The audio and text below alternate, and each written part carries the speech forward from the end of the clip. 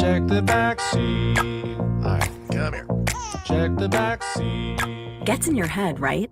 Good. Because every year, dozens of children are forgotten in the backseat of a car by a parent or caregiver. All never thought it could happen to them. But with changes in routines, distractions, or a sleeping child, it can happen to anyone. Parked cars get hot, fast, and can be deadly. So get it in your head. Check the back seat. A message from NHTSA and the Ad Council.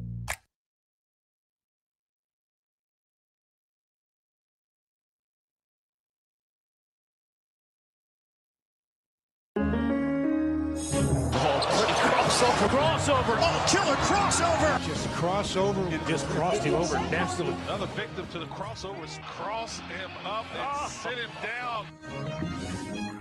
Time for the crossover, powered by Every Level Concrete Repair in Omaha at everylevelconcrete.com. Matt is here. Josh will be here shortly. Joey's still here. What? Joey's still here. It seems like news Hello. to him, but Good he morning. is here. Hey, guys. What's up, dude? I'm great, man. It's one of my favorite weekends of the year. Love the Super Bowl. Love betting on the Super Bowl. Why do you always answer that question like I'm a reporter at a press conference? What? Oh, Your what do you mean? cadence. Like how's your day? Like that question? My question was, how was your day? And you said, it's great, man. It's good. You know, it's my favorite weekend it's one of my favorite weekends of the year. And then you're like, it just sounded like Really- you were a coach at a press conference. Really excited about the work that we've put in. Yeah. Had a great week. He's on to Saturday. Great Yeah. week of research. Really like what we were able to get done. That's a good You team know, across the field. It's not going to be easy. I think you would have said all of I those feel things like- even if you weren't doing a bit I feel like like you are now. I feel like the last couple of weeks of football season in terms of betting, we just haven't been ourselves. But I think we took this bye week and we were able to recoup. Able I to think look at ourselves in the you mirror. have been and- poised by big press conference. yes, big time. Your brain is press conference pilled. I can break. You got to start in- talking to people in real Like life. I can break. I can break into press conference mode so quickly, and I think my best like I've joke around like my impressions are terrible. I'm aware that I have terrible impressions.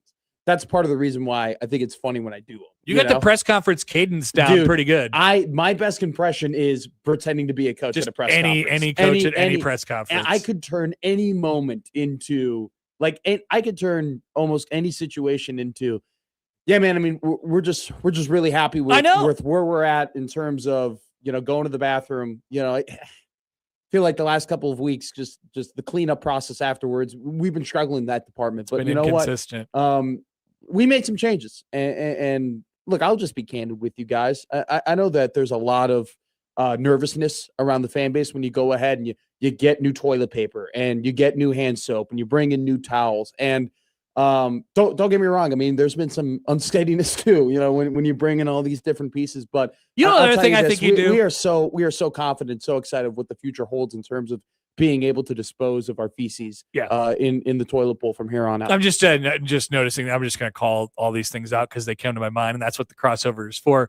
When you do bits, you're too long. Oh yeah. I do kill a bit. You gotta when you do an impression, just do like a quick burst. I do kill a bit. I do run a joke into the ground. I really do.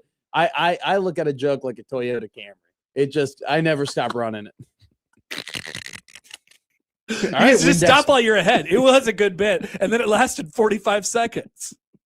They can stop. Here's the thing: when I was doing the Toyota Camry bit there, that probably went a little too long too. Well, I thought you were going to go more sentences on it. Oh, so that would be the bit of me understanding the bit as I kill the bit and just doing really long bits. Just waiting for this press conference to end. Well, so I can go back and file my story. If I was be done. if I was doing my Scott Frost impression, I'd be 15 minutes late to this press conference. That's true. You'd have a huge dip in. It's better than the Bo Pelini 45 minutes late to the end of his own practice. What? They used to. Bo just hated the media. He didn't care.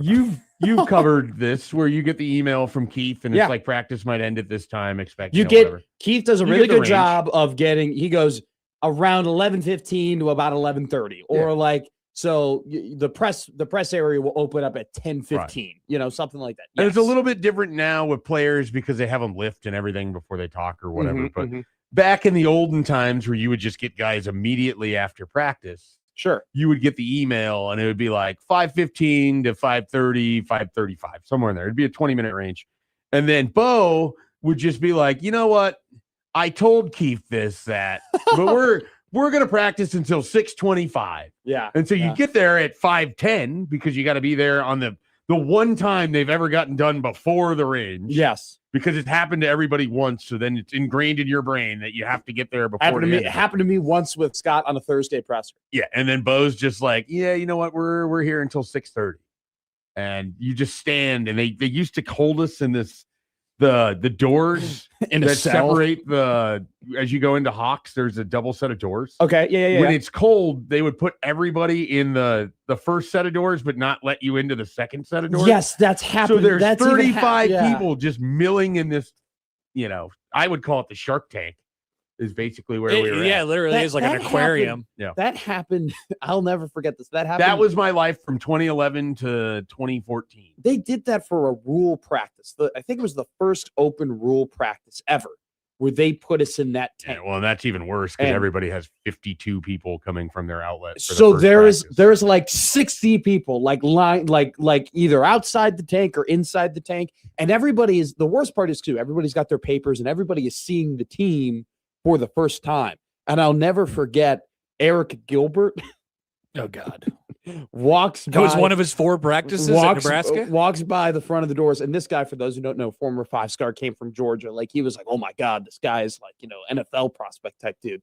And I remember everyone, like, he walked by and everyone was like, oh my God, he's a freakazoid. He's so big. He's an alien. Oh my Wonder God. if he'll ever rob a vape store. I didn't have that on my big board. Did not have Eric Gilbert to rob vape store store. minus 125. It would have been probably pretty close to that because he had previously done that. Yeah. right? Yeah. He had previously. And then I had think he did done it again questionable after things. he left Lincoln. did it back back in in Georgia? Georgia, down in Georgia. Yeah.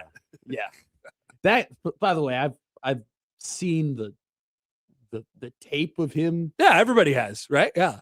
I mean, there was no sense of urgency. It was very funny. It was one of It the was- funniest tapes I've ever it seen, was- actually. It was. I kind of felt bad because I'm like, I think if I were to rob a vape store, I think he just really liked robbing vape stores. that was his bit. Yeah. Did he take it too far? Yeah. He did it for I don't too know that long. He it's not clearly a did it for too long because he got caught. it's not a bit when it might just be a lifestyle. Sure. Ooh. But like specifically like Is it a bit or a robbing lifestyle? vape stores. Yeah, I mean, I don't think it's a bit. I think it's just a way of life. I think the bit now at this point is Connor trying to say robbing vape stores as much as possible. That's what he was doing. I know the vape store. I'll tell you this right now, in terms of how 25th and 0. in terms of how robbing goes, it didn't look like a great prospect. I mean, just took too long. Didn't really know what he wanted to actually grab. wanted the vapes. He must have known a guy who could get the vapes off. Was he considering breaking into the store to then open it back up and sell its merchandise? Maybe Like he just Wow. really loved like vapes. the pizza guy. Yeah, kinda like the Little Caesars. Maybe Eric Gilbert was a really good entrepreneur, but just didn't know how to do it. Yeah. He was just tweaking things. It's like if I break into this and just claim it, I could basically Wally Pip the owner of this store. Yeah. Eric Gilbert. Eric Gilbert thought that He's Lou Gehrig. Eric Gilbert thought that businesses were owned by marking territory. Like, It's possible. I'm in the business while it's not operating, therefore I now own it. It's possible. I'm going to take a pee in the middle of the floor to mark my territory. I can't rule it out. You can't rule anything out. Oh, wow. The Czech Republic just scored. Nice goal. No, Czechia. It's the Czech Republic. No, it's Czechia. It's both. And look at their. It says That's Czechia. how they want you to say it. Yes, it's Czechia. It's the Czech Republic. It's still the country. What? It's not. That's just what No they call respect. themselves. They call themselves Czechia. When did that happen? I didn't get that. don't know. I didn't get. Did anybody get that press I release? don't know what caused it to go from Czech Republic to Czechia. Who is? Oh wow, it was right off the PK. I think Czechia is like a bunch of different countries put Wow. together. You see that this little flipper, this little butterfly. It used to be Look at that. Czechoslovakia. Yeah, whatever that it went was. away a long time ago. Oh, I know that. Yeah, some things happen. I just want to know who the Keith Mann of the Czech Republic was who failed to send out the email. Chechen Republic now, right? They said Czechia. Okay. Charles goes, coup de Eric Gilbert. Exactly. don't of a know. vape store. If you were to take over a store, do a coup of a territory, what would you coup? I think Am I trying to make the most money, or am I trying to have the most fun? Just trying to do something. Maybe I a like. little bit of both. Maybe a little bit of both. Just trying to do something I like. Sporting goods. Yeah, a Dick's. Would you coup a Dick's? Yes. Or any other stores that aren't named like that. I know we don't do phrasing here, but what? Coup a Dick's Sporting Goods. Sporting goods. Yes. Mhm. I think I would take over an Office Max. Oh, good. Yeah. Yeah, I love a good pen. I seriously, dude. is it because the prices are just obscene and the ones that you're familiar with your $22 notepad? basically, yeah. And I went last year to get stuff ready for baseball season. I spent like $40 on pens and pads and stuff. Dude, you'd be shocked. Like you go into It wasn't even that many pens. the first time I went to a Office Max, I was thinking, okay, It's a normal amount of pens. I'll probably make off like $15, right? Like, pens, needed pads of papers, needed sticky notes, right? Needed highlighters, needed a lot of.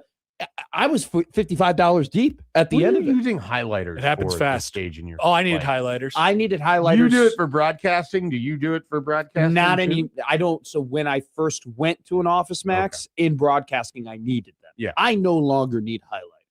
You do it for broadcasting. I need right? highlighters. I That's think- what I need to replenish my pencil box. My play-by-play career is probably done. Oh, We're probably you're quitting? no. I will You don't want to do high school football? no. I want to do high school football, but out of respect for who I'm doing it with, that like Schreiner is going to do play-by-play. I do college. But do you want to do more, or are you just not interested anymore? I think I'm probably at the point in my career where it's like I'm not going to be a national play-by-play guy. Like at one point, that was something I was working. I'm working toward. I think. I mean, you're doing baseball and you're doing Which I really college much, baseball, which I and very stuff like much that. enjoy, and it will not stop me from Yeah. not doing baseball. Just the Yeah. fact that I'm not going to be like Kevin Kugler. Okay, yeah, from that, yeah. Well, yeah. I guess I am. I guess I do a national broadcast. Maybe I am Kevin Kugler. Is Is that what you're finding out? 2020's Kevin Kugler is Connor Happer? No, it's not. Don't say that. Connor I Hamper. Do not put that on the air. I think at this point, it's just like it's and it already was an uphill battle for me to be a good play-by-play guy anyway. Why? I mean, my mouth and my voice and the fact that words coming out of my mouth don't always make sense and they're not in the right order, and it just takes a lot more. I mean, focus. But it you do does- talk radio. Yeah, I probably, but like you just, out of all the things that I did in broadcasting, play-by-play in terms of skills was on the back half. Oh wow. I would say that That's why most people get into it. That's why most people want to do. that's why I did it. It got me better at speak. Believe it or not, I was worse at putting words together. All to get better at yapping. Basically, Yapping But on the I think radio. at this point we're probably You never past know, that. Matt. There might be an opportunity From- that just comes around from and a you'll say, nas- whoa, from I a can do that." national perspective. I'm saying from a national perspective. If So you're saying you wouldn't even take a play-by-play job if it wasn't a national broadcast at this point? You're not going to get any national stuff. No, I wouldn't say that. I would say I'm probably Like my- if Midland called you and they're like, "Hey, we want you to be our play-by-play guy for football." Yeah, what would you say? I would say yes. Of course you would. Yeah, of course. You'd be a fool not to. But what I'm saying though, actually, is when I'm more so getting out is I'm not looking toward doing play-by-play to the point where I'm like, oh, I need to get a play-by-play job so I can work my way to do this, to do that, to accomplish this. If play-by-play jobs came to me, I obviously would say yes. I obviously would do But that. that's not obvious because you just said that you thought that You thought it was play-by-play over. career I was think over. I think in terms You're of sending mixed signals. I think in terms of pursuing play-by-play as a career path, that's probably over. That's probably done for me. Probably done pursuing it as something if it were to come to me. Obviously. I'm not asking this like Sure. in any other way than I forget sometimes. How old are you? 23. All right, so you'll change your mind a lot in the next 6 years. So I'll check back with you. He 100%. You'll find your place. I don't know. I sometimes forget. Hit your age. I sometimes forget. He was setting himself totally- up. totally He did. knew No, I 100% wasn't. what he I'm not was that doing. smart. Totally did. Totally did. I didn't. I knew Yeah. the range. I knew the range. What was the 22 to 24. Just pick the middle. You're gonna be fine. I should have picked the middle. I'm sorry. Now, granted, I would love to do the one exception is like hockey play-by-play. But the problem is that it's one of those things where I don't think the opportunities are out there right now. Oh, they're out and there. it doesn't really There's teams. I mean, didn't the Lincoln Stars? They were looking for somebody to just do play-by-play. I did. I didn't catch on with the Lancers. You can hang out in Lincoln. Are the Lancers still a thing? Yes, they are. they're I'm still new a to thing. Omaha. We get a media. I get a media thing from them telling me they lost all the time. They have They're- been they're pretty always- rough lately. They're But always losing. Lancers games used to be like a really big deal. Yeah, that's what I was told. I actually knew a kid who got drafted to the Omaha Lancers. Lancers Stars was like the thing back in the day. I think you're right. I have to bite my tongue, but I think you guys know where I'm getting at. Don't In bite it terms too of- hard because it'll make talking even more Sure. difficult. yeah, it'll make your mouth weird. I get canker sores and stuff like that. It was all not an the time. invitation for you to talk about Like, your all canker. the time. Like it's just crazy. I just wake up one day and they're on the side, like they're just in my mouth, and I'm like, I didn't do anything. Again, you didn't. A lot of That stress. didn't have to come up here. You didn't have to talk about your canker story. Big cold sore.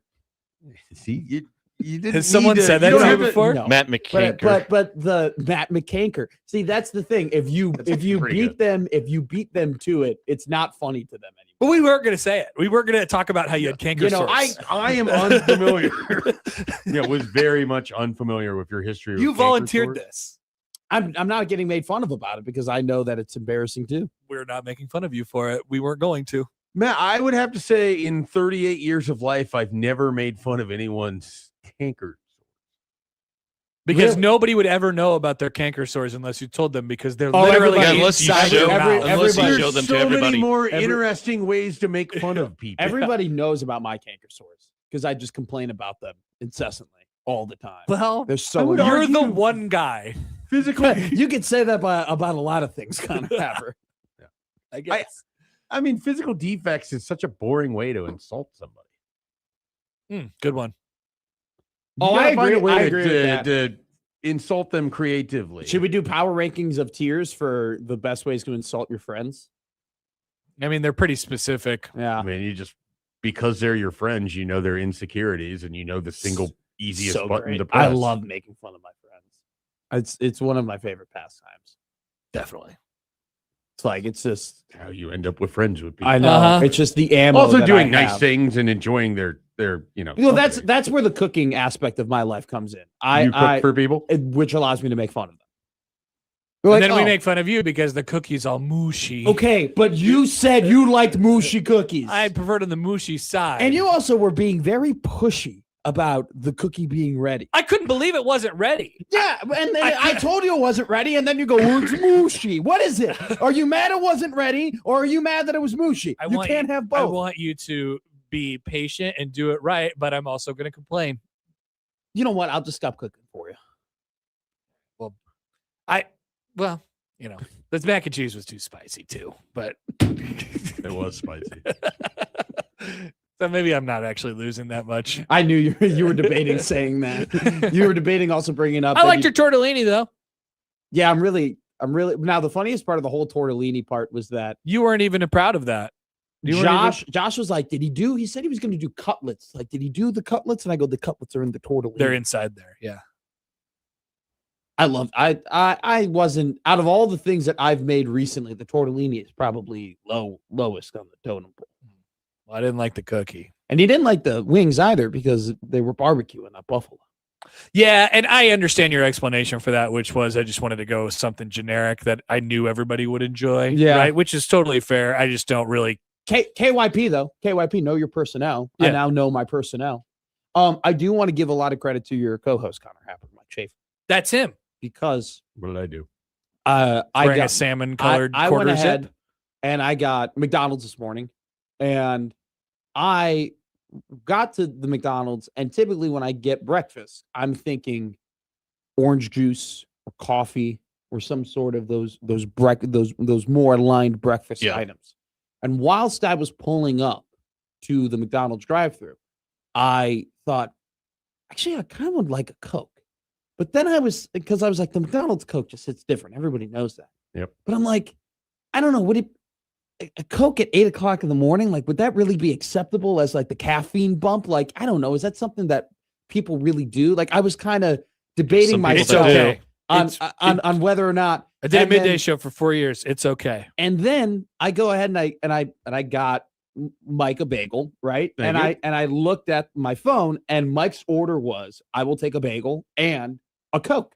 And the fact that Mike Schaefer was willing to take that step to get a Coca-Cola in the morning I don't drink you coffee. pushed me to be like, you know what? I'm gonna get a Coke too. And I'm gonna tell you right now, So here's the other thing. that was a great Coke to start the day. They- It was Very a good. phenomenal Coca-Cola. Don't they like? This isn't just McDonald's. This is most fast food restaurants. I'm pretty sure. Like when they put the pictures up there on the thing, it has the breakfast meal and it has like an orange juice next to Yeah, it. yeah, But I'm yeah. pretty sure they upcharge you for the orange juice. They charge you? I'm gonna be real So- with you. The orange juice is pretty So expensive. you just rather get a The- Diet Coke, Right. Like, Yeah. That's exactly Yeah. how I ended up. So I like orange juice a lot. I There's love. two things that bother me about getting fast food orange juice. The quantity of it is too small relative to how much of it I want. Great. And the great cost of it call. is too high relative to what I want to pay, exactly. which leads to me just getting the soft drink because I don't do coffee. A large orange juice is like a Starbucks drink in Yeah, some it's expensive. instances. Yeah, it was. It's expensive. Mhm. It's ridiculous, which is why God, it's I- so good though. it is so good. Thank But you it's for the just- OJ, Matt. But here's the thing about your OJ. There's a reason. So we got the orange juice. The reason why your OJ though was a little bit smaller was because I wasn't really willing to shell out a lot for No, the that's large that's OJ. a perfect amount. Yeah, That is a. that was a four. Appropriate amount. How many Yeah. gulps did that take you? 4? Was that a full 4 gulper? I didn't do a 4 gulper. It just Okay. I just drank it throughout the Yeah, morning show. I'm a 4. I Have like. you ever done a 4 gulper? Yeah, Full question. I'm a big. I think 4 to 6 gulps is the perfect range for me. I'll take 4 big gulps or 6 medium gulps, and that's good for me. If we're anything over 6, What's then I'm a- drinking too much drink. What's Why a- am I gulping? Why can't I just drink it? Yeah, why can't you just suck it? Yeah, I just a 4 sucker. No, because that would be not enough. I mean, coming out of the straw, you don't get that much. I'm not a You're straw guy. sipping. Yeah, it's I'm just- not a straw guy. I don't really like straw. No, I agree with you, but when you got your drink from McDonald's this morning, it had a straw on it, right? Yeah, and I took off the lid. Oh, see, I don't go through So, that. but pain, here's the thing: we work around the equipment so the lid protects you from someone bumping it. And Great spilling. point. Great point, Mike.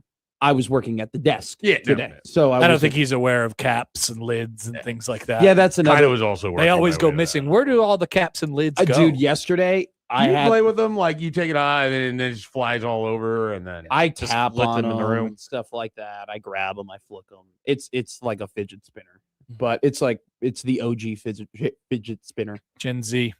But I don't. Fidget spinners are dumb. I'm not going to get a fidget spinner. So So might just- save some caps from meeting their untimely and you can demise. invest some energy into the fidget spinner. no. Get a Can- Cubs one can or you a Bears imagine- one. Can you imagine right now if I was talking to you two right now and I was flicking a fidget I would be spinner? annoyed. You would be you would be like, this is weird. I would make This is fun of you. strange. As This someone is- who has for his entire life just had like weirdly need to like play with the cord of this. a Yeah, yeah, lot. yeah. Like I just I'll I do would be that. playing with a pen. Like when you in Yeah. high school when you had to physically write stuff, or I Mhm. did. Kids today don't. But yeah, like I'd be sitting there tapping it on a desk, Yeah. and the teacher would come by and they're like, "Please stop." Stop. Like I just have this like weird need to do that. My all shoes the will time. come off just sort of involuntarily. I have Yeah. noticed Yeah. one of the things about He this does. studio setup versus when we had done shows previously, you learn a lot more sitting parallel with someone Big than when you're time. directly across. I'm, Big I'm time. tapping, You see the my you shoes s- come off. the hand motions and the ticks and the what do they do with their hands? What do they do with their feet? But What do my they do with caps their stay pen? on my drinks. Now he takes off both his shoes. Yeah, no, I've Which- noticed. It's like That- involuntary. It like Really? yeah. Do you it just, do it on an airplane? No, I'm aware. I find on an that- airplane. Frustrating when people just feel like they Me should too. take their shoes off. No, on the I have respect for people, I appreciate that. except for you in this chair. I don't you do whatever.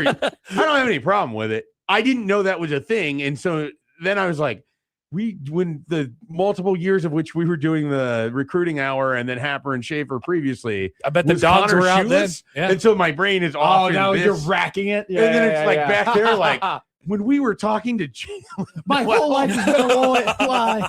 just like very random thoughts like that. When we were talking to Frank that one time, was his shoes off? Yep. I crazy. bet the dogs were Well, out. then the other thing is like I noticed you have a sock game. Like I wear very much similar socks every day. You have a soccer game? Happer has different socks daily. Whoa, those are stance. Yeah. Whoa. I got a rotation. Nice. I'm gonna be Happer's real. become more of a shoe guy than I remember him previously. being. He's got me on that I'm too. way which- more of a front facing person than I used to be. A He's public good. facing person. Schaefer.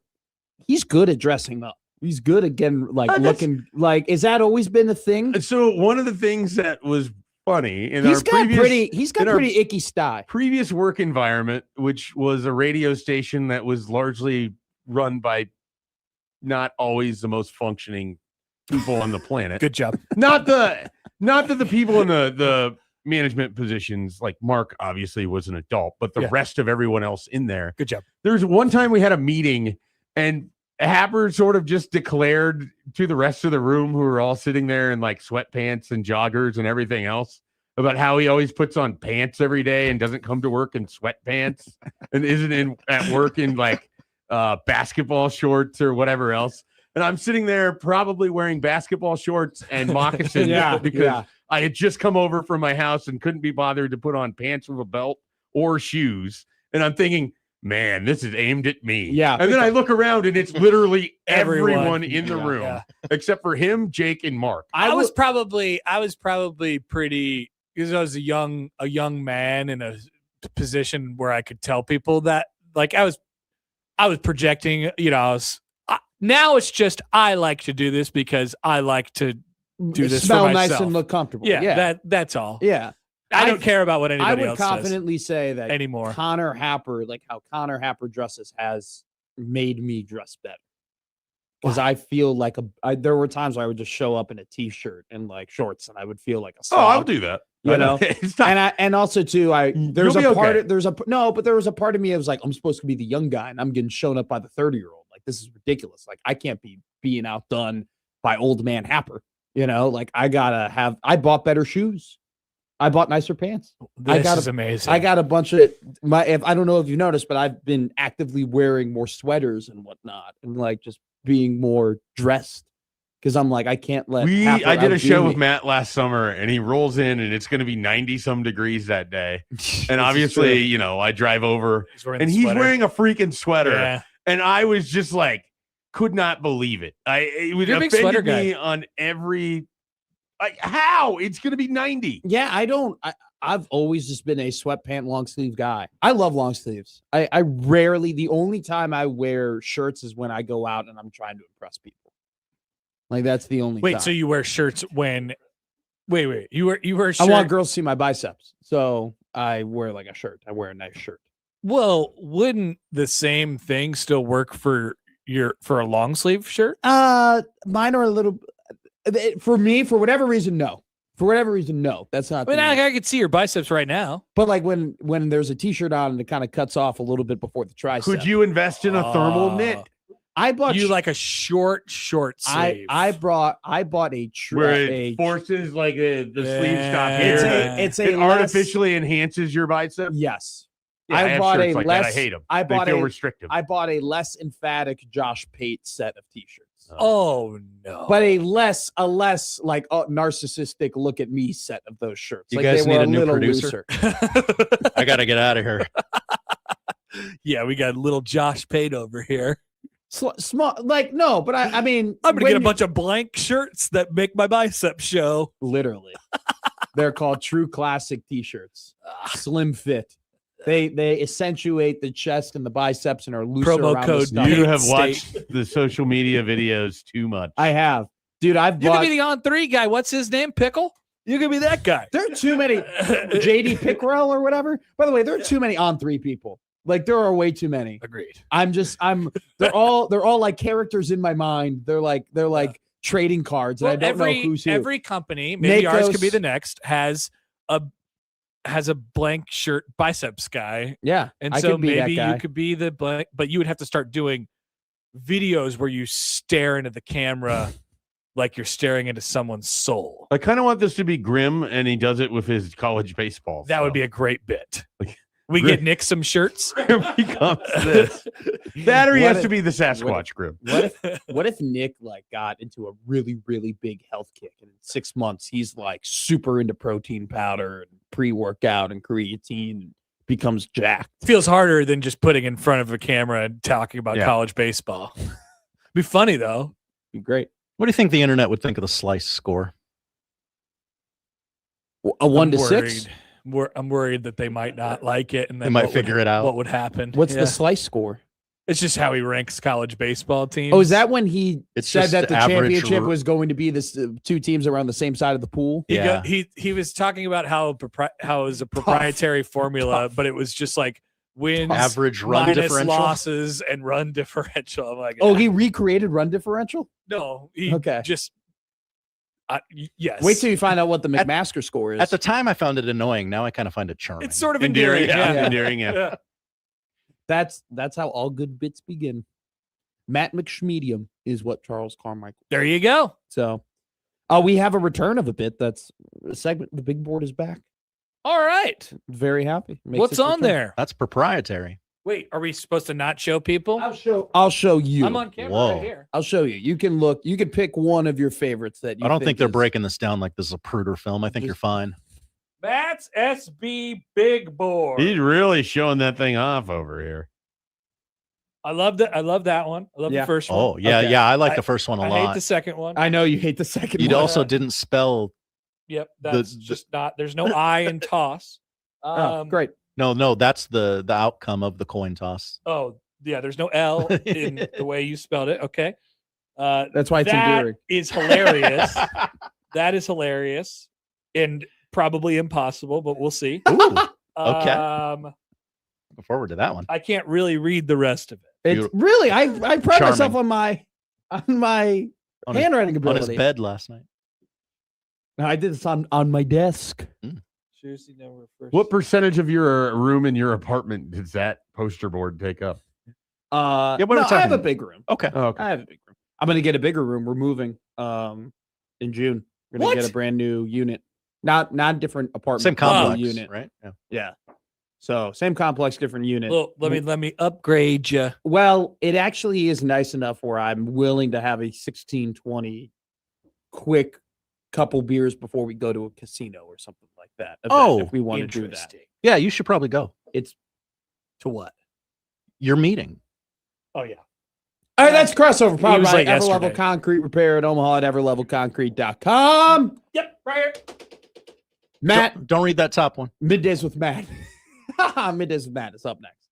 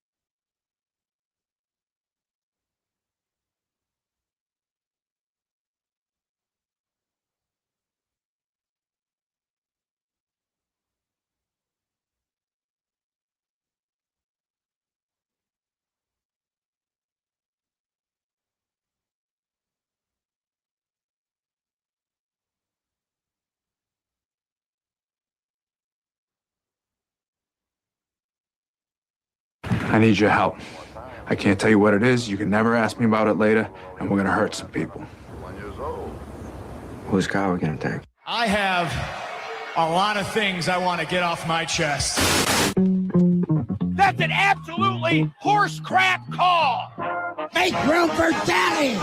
But they are who we thought they were, and we let them off the hook. Chicago is.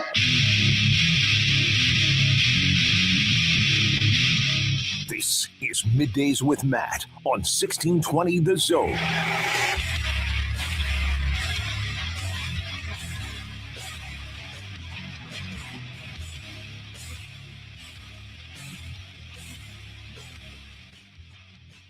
Middays with Matt here on 1620 The Zone.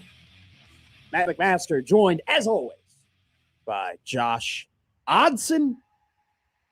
We have made it, man. I think I'm kind of jacked today. Okay, this whole week, Monday through Thursday, like we had a fine week. You know, we're fine tuning the show. Mm-hmm. We're finding our rhythm. It's not in its final form yet. We're figuring out our chemistry. I'm figuring out how to be a better solo host. You're figuring out how my stupid and funny and crazy mind works from time to time. We're finding our voice. We're producing fun shows while very much still trying to find what this is about. But this whole week has been a lead up to this day. Okay, this is probably the first benchmark show of Middays with Matt, where Josh and I have been like, okay, that's the show.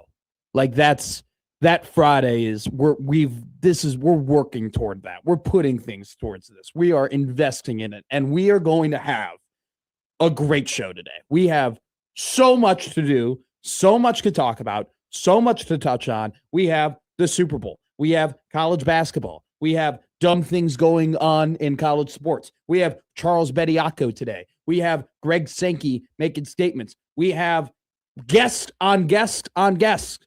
Martie Cordaro is going to join us at 11 o'clock, and you will find out why in a couple of minutes.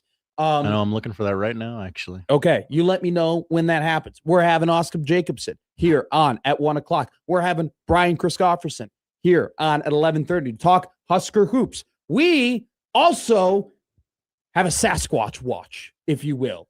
We are on Nick Matthew Satilli watch. Oh. All right. We are looking out for our friend who's working in Connecticut for an NBC station, Mr. Matt Satilli, because he is in Santa Clara, California for the Super Bowl covering the beloved New England Patriots. Matt may or may not call in. He's very busy. Tune in and find out. He's doing a lot of things. He is boots on the ground in California.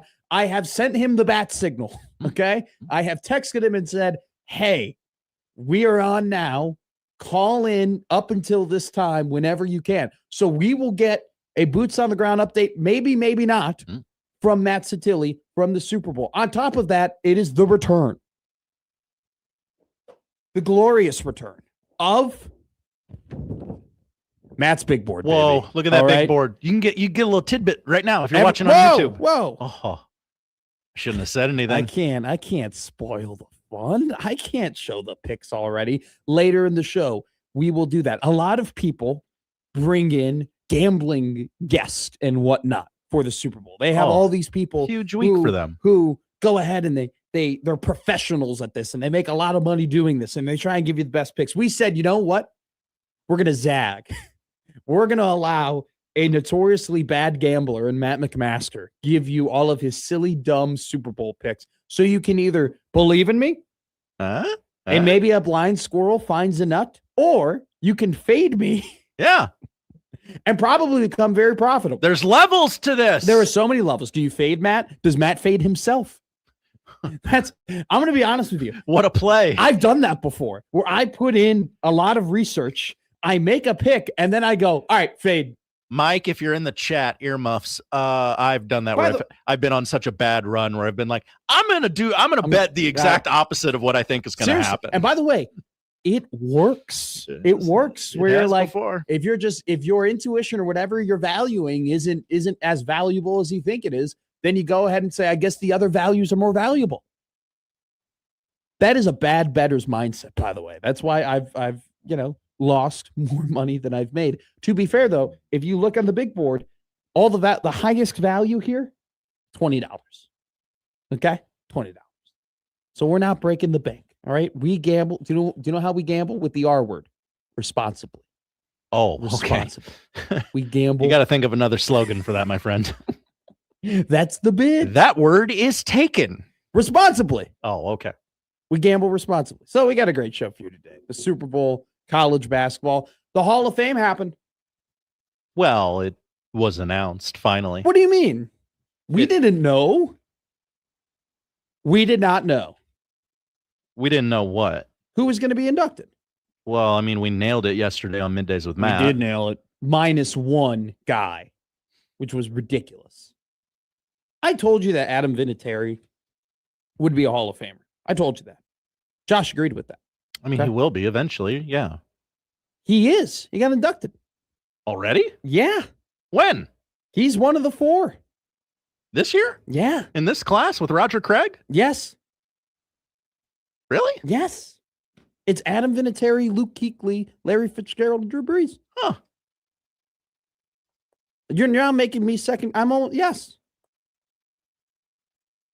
Really? Look at that. I'm right. Yeah. What are you talking about? With the Patriots being in the Super Bowl, I kind of thought that would have been talked about more.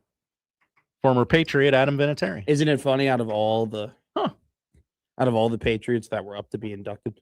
He gets in before Bill and Kraft and Tom. And because Tom. Tom was dedicated to playing until Yeah. he was it's geriatric. Larry Fitzgerald, Luke Kuechly, Adam Vinatieri, Drew Brees, Roger Craig. And you made me, I freaked out for a second. I like Adam Vinatieri. We told you that he would eventually be a Hall of Famer. First ballot. Is he a first ballot Hall of Famer? Was this his first year on the ballot? First year in our hearts. I want to make sure. That news dropped, by the way. Did it? Mhm. Okay. Do we need the sounder? No.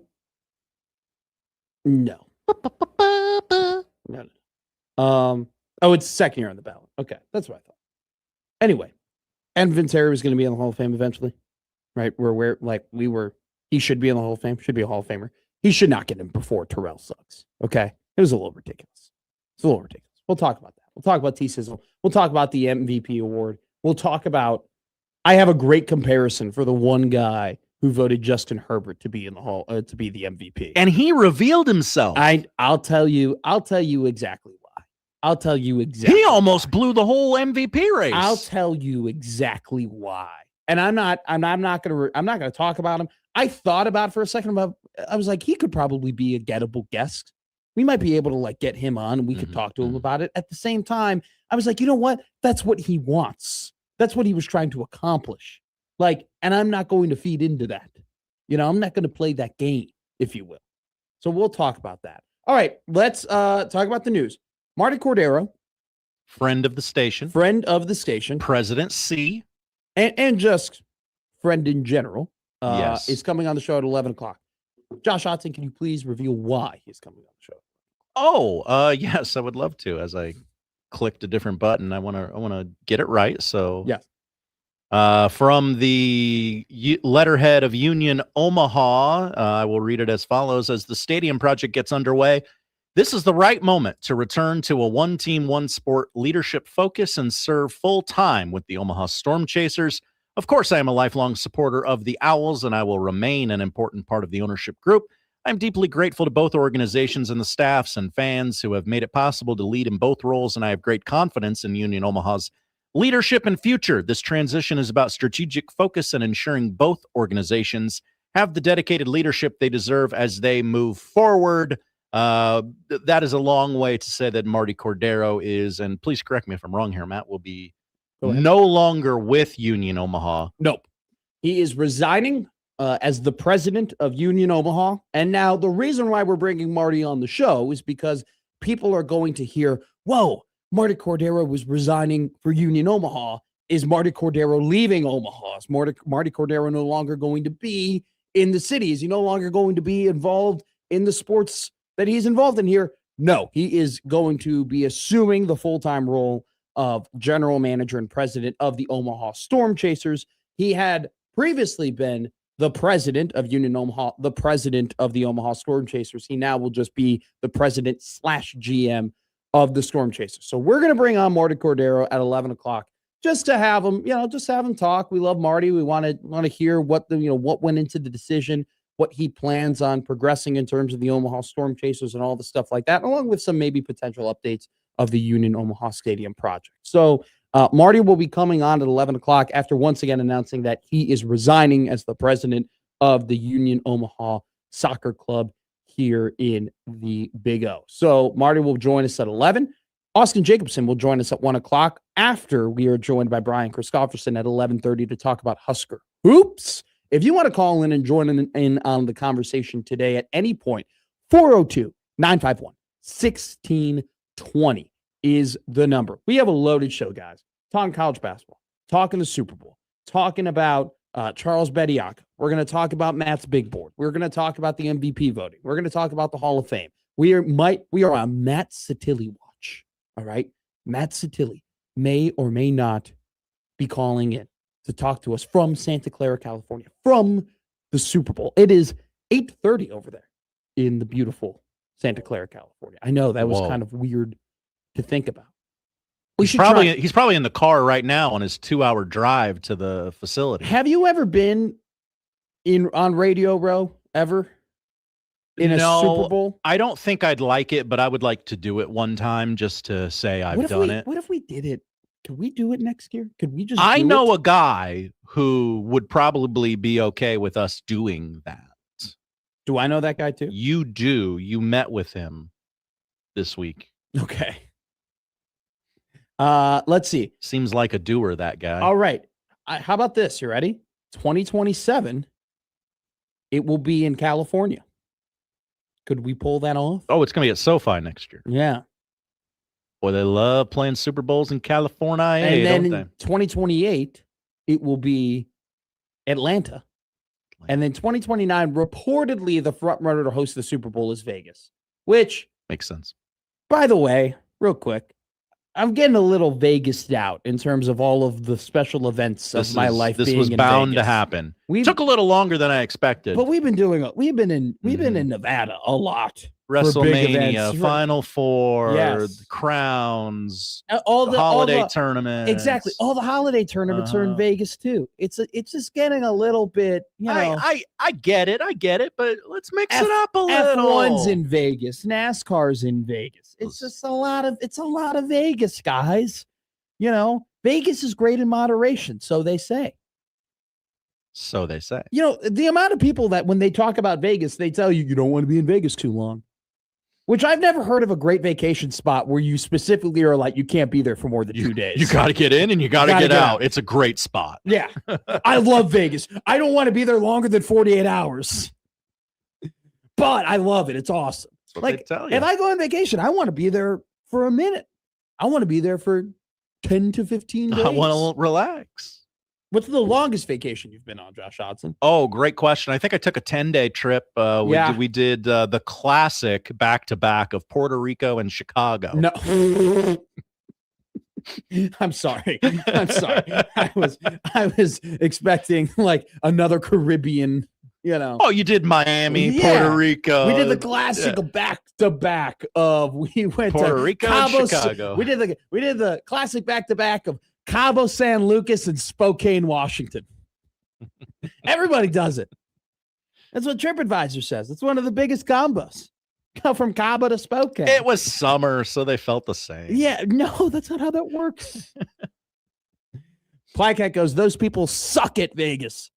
Stay at Circa or stay downtown. Stay downtown at Circa, and I never want to leave.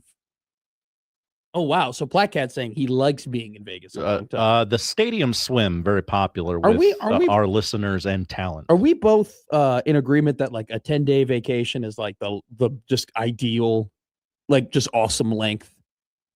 Because I've been on one 10-day vacation and it was great. Gives me some time on the front end and the back end to. Now I want a mosey. Dual city vacations where you start in one city, go to another city, and then you go back home. Not a fan. Did that once. I don't know, man. Too many flights, too much travel. Have you tried San Juan and Chicago back to back? No, I haven't. Let me tell you. I did do a weird one. We went to San Antonio and then San Diego. We did Chicago to San Antonio to San Diego, back to Chicago. You're saying San a lot. I wish there was a good segue. I wish we had Sam McEwen on. Yeah. We'll have Sam McEwen on. No, we won't. We'll have Sam on at some point in the show. He's busy. He's very busy. He's doing a lot of things. We're doing a lot of things today on Middays with Matt. We have 3 interviews. We have a bunch of segments, bunch of topics, big events, Super Bowl, Husker basketball, college basketball. We will get all into that next year. It's a midday here on 1620 The Zone. Middays with Matt on 1620 The Zone.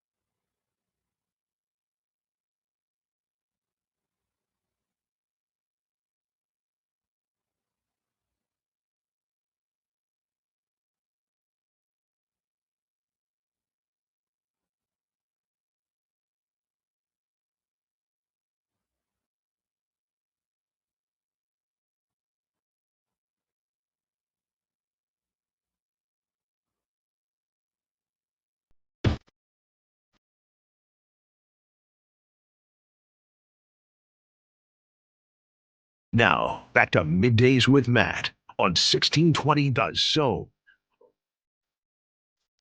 Whoa, why did you say whoa? Oh, gosh. You can't do that. Okay. We read the internet during the breaks. Oh, no. An ad on Twitter. Oh, okay. Give it to me. This is from Polymarket. Oh, hell yeah. Breaking, all caps. All right. The odds of Jesus Christ returning this year have doubled overnight. 4% chance. Why? That made me laugh. Why has that? Do I got to get good? Look. Tell your people you love them. I just want to know why that happened. Great question. I don't have the answer for you.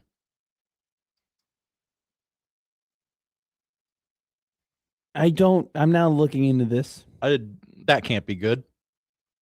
Are you finding anything? Well, the thing is, but the point is that, well, okay, I don't know. This is weird. It's just the internet being weird. That's already, it's 10:50 and there's already too much internet for the day. That's just. That's definitely earlier than normal. 16:20, repent, the end is near.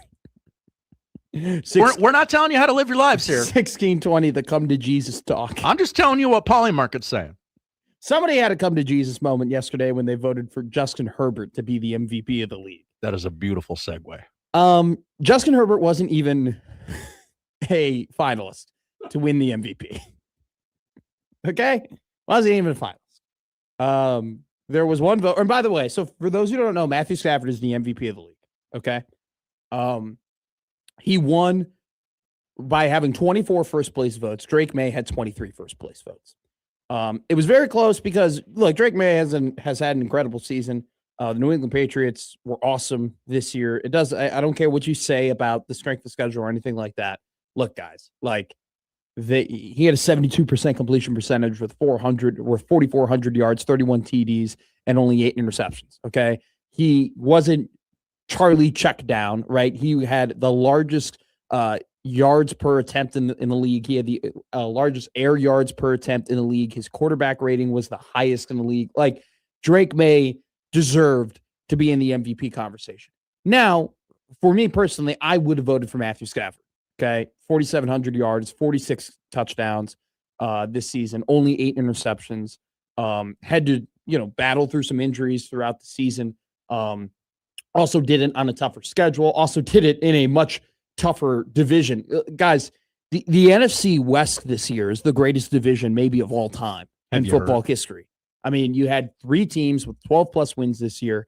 3 of the 4 teams represented the NFC in the divisional playoff round. 2 of the teams represented the NFC in the NFC Championship game. One of the teams made the Super Bowl and is the favorite to win the Super Bowl. The NFC West this year was one of the greatest divisions ever, and Matthew Stafford and the Rams battled through that and then battled, all the way up to the playoffs until they were defeated by the more superior team in the Seattle Seahawks.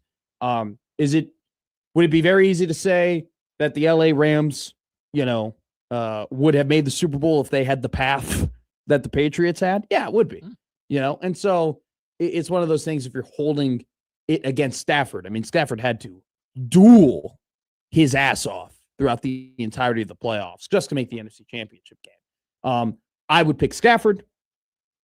Close. Very close. Very, very, very close. But Drake May still deserved to be in that conversation, and I have no problem with Drake May getting 23 first-place votes and only being a couple votes away from being the MVP. That's how close this race was, and it deserved to be this close. Yeah, it was 1 vote, right? There was a separation of 1 vote. Yeah. Sam Monson, an Irish NFL analyst, formerly of PFF, voted Justin Herbert to be the MVP of the league, even though Herbert was not a finalist. The reason why Sam Monson voted Justin Herbert to be the MVP of the league is, number one, he wanted the attention. Okay. He had the tweets ready to go. He had everything ready to go. Everybody knew that we were going to freak out about Justin Herbert having a vote to be the MVP. He got very lucky in the fact that it became a big deal because the separation between the two, Drake May and Matt Stafford, were 1 vote. So people freaked out about it.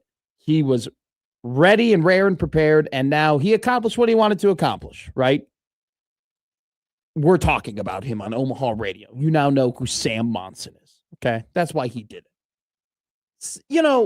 For the clicks. For the clicks. He did it for the clicks. And the one thing I'll just say about the entire situation is that, the guy believes what he believes.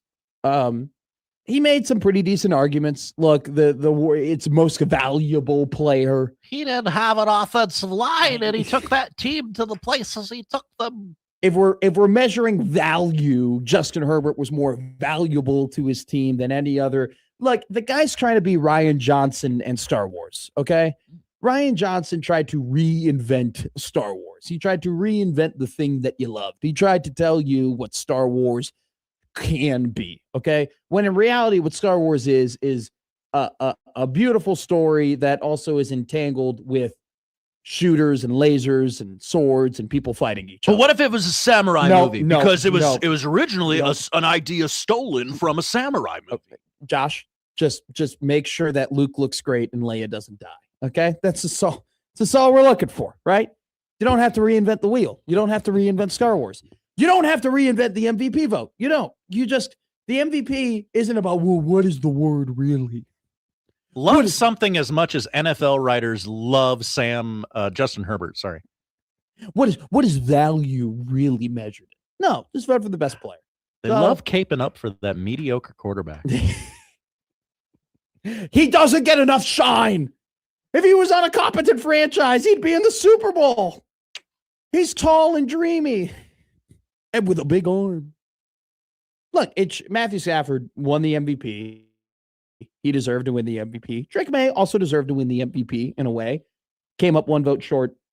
It was solid, you know. It was solid stuff. I don't really have a problem with any of the awards or anything like that. Even if I did have a problem, who cares? You know, at the end of the day, these guys' legacies are more so built off of, you know, consistency from season to season and Super Bowls than they are, you know, the comeback player of the year and stuff like that. I will argue, yeah, the MVP is very much a legacy building award. To win an MVP is a big deal, right? I mean, we kind of we joke around about, oh, Matt Ryan never won a Super Bowl, but Drew Brees fans are very upset that Matt Ryan has an MVP and Drew doesn't. Okay, right? We say what we want about Aaron Rodgers. Oh, he only won one, but he's got 4 MVPs. You know, it's just it's one of those things where it's like that is always a leg up, and so that is a very, very big award, and it's massive for Matthew Stafford's legacy to have it. Granted, was anyone thinking that Matt Stafford wasn't a Hall of Famer before he won yesterday's MVP? Was that a thought in anybody's mind already? It shouldn't have been. Not mine. I think that he already established. I mean, I would say he wasn't a Hall of Fame. He wasn't a bona fide for sure Hall of Famer before he went to LA. I think the legacy and the winning and the Super Bowl that he won at LA has cemented that. And yesterday it just did another step farther, you know, into doing it. And you know, the funny thing about Matt Stafford is that it used to be cute and fun to be like, Matt Stafford's underrated.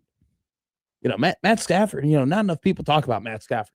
Matt Stafford has now lost that, which might be unfortunate for Matt Stafford because we love underrated players. Do you know what we love more than Justin Herbert? We love underrated players in sports. Oh, we love pointing out the underratedness of players because it makes us look like ball knowers. Yeah. You know, CJ Ham in Minnesota, the fullback, underrated. Kyle Juszczyk, underrated. His Doug wife makes Baldwin, clothes. is that all you know?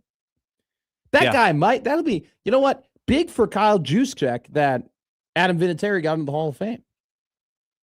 Because it's a valuing of a lesser position, of a position that we don't necessarily think is as important. Right? Adam Vinatieri gets in the second time. Yes. You know, battles Hall of Fame. Fullback, you know, even though we all know that a fullback could be incredibly important in the game of football, depending on what offense you make. It definitely is the unsung hero and doesn't get compensated nearly as much as others' positions because it's not looked at to be as important. Yet, Kyle Juszczyk affects winning so much on that San Francisco 49ers team, just like Adam Vinatieri did. Big win for Kyle Juszczyk. He might be in the Hall of Fame one day. Spin zone. Look at that. You really weaved a tale there. We're weaving tales today. We are going to tell the tale of Martie Cordaro. It's not our story to tell. It's not our story to tell. It's Marty's story to tell. And Marty's story is that he resigned today from being the president of Union Omaha. We're going to have him come on here quickly to explain why, what's going on, what's he doing next, and everything that, because he's a big part of this community. He's a big part of Omaha. You know, you go to the Storm Chasers game, a lot of people know and care about Martie Cordaro, and he called me yesterday. He was telling me everything. of what the process looked like and whatnot. And I asked him, Josh, I go, do you want to come on the show? I want to come on the show and talk. You were just talking to him as a friend. Yeah. I mean, he just called me to be like, hey, life update. And I was like, Marty, you can just come on and we can have a quick convo, because I know that some people, when they hear Martie Cordaro resign, they think, oh, Martie Cordaro's leaving Omaha. No, he's not. He's staying around. We're going to talk to him next here on Middays with Matt on 1620 The Zone.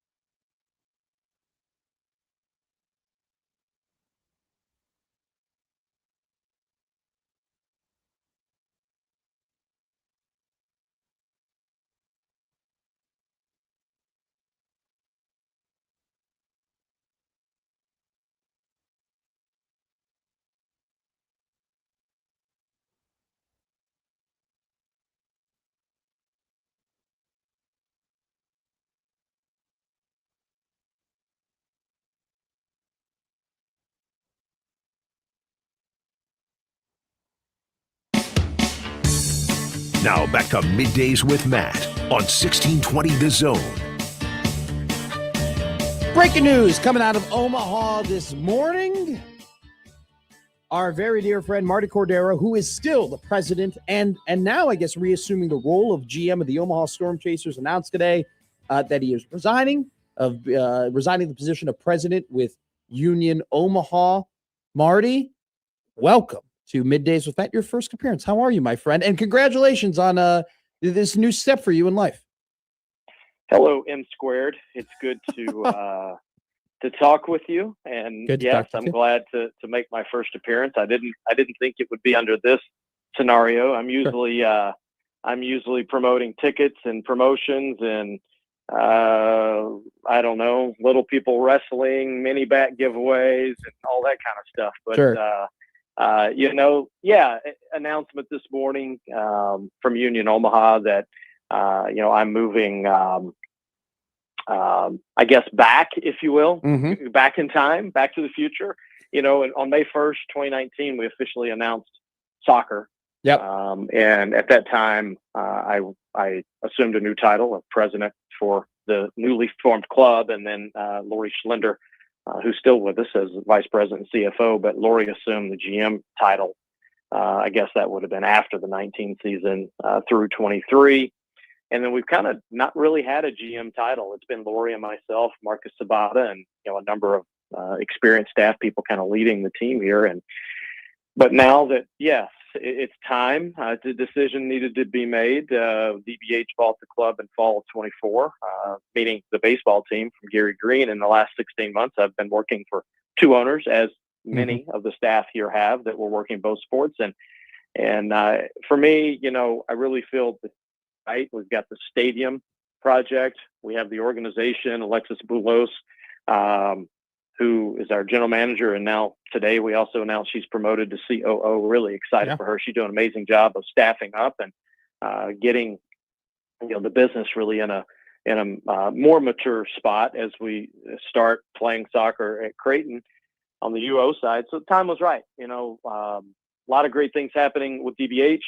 A lot of great things happening with Storm Chasers. We've had a long, great partnership with Sarpy County. I've committed and dedicated 17 years of my life specifically to promoting not only Warner Park and the Storm Chasers, but promoting Sarpy County and Sarpy County tourism and really being at least I hope the community sees me as an integral part of community and charitable endeavors here. So it was just a natural fit, going into my 31st year in baseball to say, hey, I think this is probably the right path. And, I am still a minority owner on the soccer side. So seeing the stadium and the team succeed going forward, I have a vested interest in. But, I'm excited. I feel a little bit of relief instead of running two calendars all the time, that I can really get back to the focus, which is minor league baseball and, great community fun.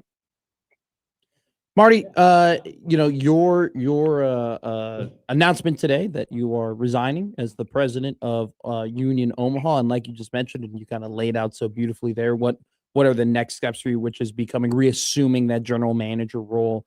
What does it mean? I mean, for the Omaha Storm Chasers, that now, like you kind of mentioned, you had multiple people working, in the GM role, but I mean, do you think this is going to improve things for the Storm Chasers? Are going to be new things that might be implemented now, that, because look, it's been a long time, right? It's been multiple years since you've had this general manager role. Now that you assume it back, could we expect some new things over at Warner Park potentially?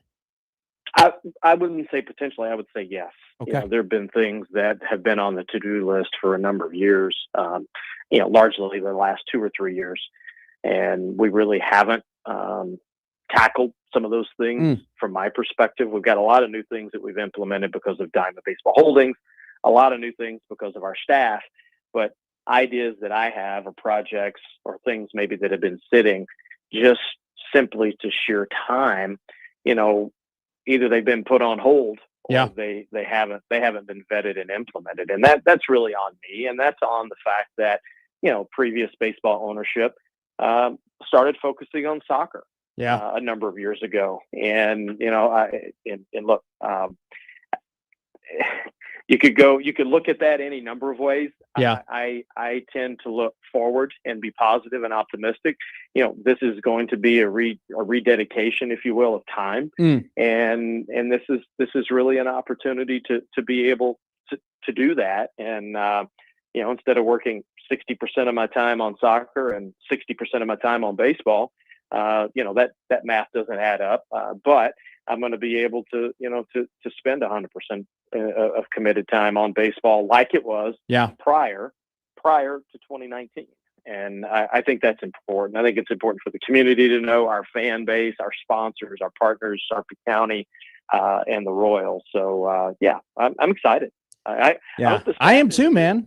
They're going to get all of me now. So, I hope the staff is excited too. Well, Marty, when you and I would talk about, your role, it definitely, and I think when I revealed to some people, also as well about, your resignation and what the next steps were for you. I mean, we all, because we, being around you, we knew that, I mean, it was a lot for you. It was a lot for you to do both jobs at the same time, and that, you were kind of being pulled in different directions. And so immediately, you think, obviously what's Union going to do next is the first thought, but then the next thought definitely is, well, you know what, Marty's going to be able to really sink his teeth into the Omaha Storm Chasers once again. And we know that that's something that you love to do. And I think it definitely is, for people who are fans of the Omaha Storm Chasers, a definitely encouraging, a piece of news that you're going to be able to reassume that GM role. Now, let's go ahead and, you can reveal as much as you want. And I know that things are developing and nothing is fully finalized here, but, you talk about the stadium project in your press release, it being where it is and you being comfortable with that. Can you go into a little bit of detail of where is that, right? What is the comfortability spot right now of the stadium project for Union Omaha? Well, we released, I guess November-ish, that we were working hand in hand with the city on the, I guess the East Millwork Commons location, north of Abbott and Cumming. I guess that's probably the best way to say it. And we announced that project at that time. Yeah, and it's continuing forward. It's moving forward. And, just this week, another great step happened with the Planning and Zoning Board voting 7-0 on the project. So every step along the way that's been happening with the city of Omaha and their various departments has been positive. It moves forward. They're focused on getting that the ground is under control. They're focused on getting closed on the ground, and then obviously sometime in 2026, we're going to be ready on our end for a groundbreaking, because we're working with our partners on the schematic design of the stadium now. So we're ready. We're ready from that perspective, and really that's largely that, and sales are the two things I've largely been spending time on the Union Omaha side. And, at some point in time here in the next, month or so, I will be stepping back from that, but, we're in a good spot. We're in a good spot, and, 2028 is looking very, very good. And, with what Jamie Henderson and Vinny Candela and Alexis Boulos and the rest of the, front office over there are putting together on the pitch as well, it's an exciting time, on the soccer side. And I think first match this year for UO is March 22nd. So, it'll be here before you know it. First home match, that is. It'll be here before you know it. Martie Cordaro, now the president and GM of the Omaha Storm Chasers, after announcing today his resignation as the president of Union Omaha. Marty, thank you so much for coming on, man. I really appreciate it. So happy for you. So happy for the Storm Chasers. I just want to say, I mean, the work that you did with Union Omaha, being the president, essentially helped getting it off the ground, right, and getting this thing rolling, and then the work that you did to, get the stadium project moving in the right direction, taking massive steps. Definitely something that I admire and that you should be proud about. And so congratulations to you. One chapter ends and another chapter begins, and we can't wait to see you around more and with your teeth really all in on the Storm Chasers at Werner Park this season, my friend. Well, I appreciate that, and yes, I need to go sell some tickets, and single game tickets did go on sale yesterday. Hell yeah! All right. .com. So the promo calendar's out. Go check out our video. I didn't understand a lot of the bits that our team did in it, but our 2026 promotional video is out if you want to check our socials. But I want to take one last second and say a special thank you, to Gary Green, the ownership group that was Omaha Storm Chasers and remains Union Omaha. But Gary's really committed a lot to this community, and I worked with him technically since June of 12, but really since late 2011. It's been a long, great run, and Gary has meant a lot to me, and he's invested a lot in this community. And I just want to make sure that I give him the credit that's due for what he's doing with Union and trying to do for the community. But Matt, thanks for having me on. Of course. Hey, have a great weekend, and I hope you eat too many chicken wings, and I hope you win all of your bets on Sunday. Wow. No kinder words have ever been spoken to me, Martie Cordaro. I see you soon, my friend. Take care. You too. You too. Martie Cordaro, great drummer, by the way, too. Awesome drummer. Yeah, if you know, you know. If you know, you know. Hello, man. Also has his face on the barroom floor at the Omaha Press Club. Not a lot of people have that. Really? Oh, yeah. God, what a guy. What a guy. Martie Cordaro, formerly the president of the Union Omaha Soccer Club here in Omaha, no longer resigns today, but reassumes his original role as still the president of the Omaha Storm Chasers, but reassuming the role of general manager for Omaha Storm Chasers. If you're a big Storm Chasers fan, you love going to games at Warner Park. I do. Man, you should be excited. Marty has been working, man, working. Having his a lot of irons at different fires and whatnot, and juggling stuff, and so proud of him and what he's been able to accomplish with the Union Omaha, and so happy for him now that he loves baseball, man. I mean, he's a baseball guy. Like he mentioned, his 31st year in professional baseball, and Marty now with the ability to really get back in to being all in on the Storm Chasers. I think it is, if you are a Storm Chasers fan, that's music to your ears. Music to your ears that Marty's going to be back as the skipper, at the front of the ship, leading the helm for the Omaha Storm Chasers. All righty, we got a great show for you today. 11:30, Brian Christopherson will join us. That's pretty soon. That's in about 10 minutes. So might as well just stick around. Well, we're going to take a break. Well, the listeners should stick around. Listeners should stick around. We're going to take a break, do a quick little segment, and then we'll lead in to Brian Christopherson at 11:30. Talk to him about Husker basketball. 12 o'clock, we'll get down to the nitty-gritty of the Super Bowl, baby.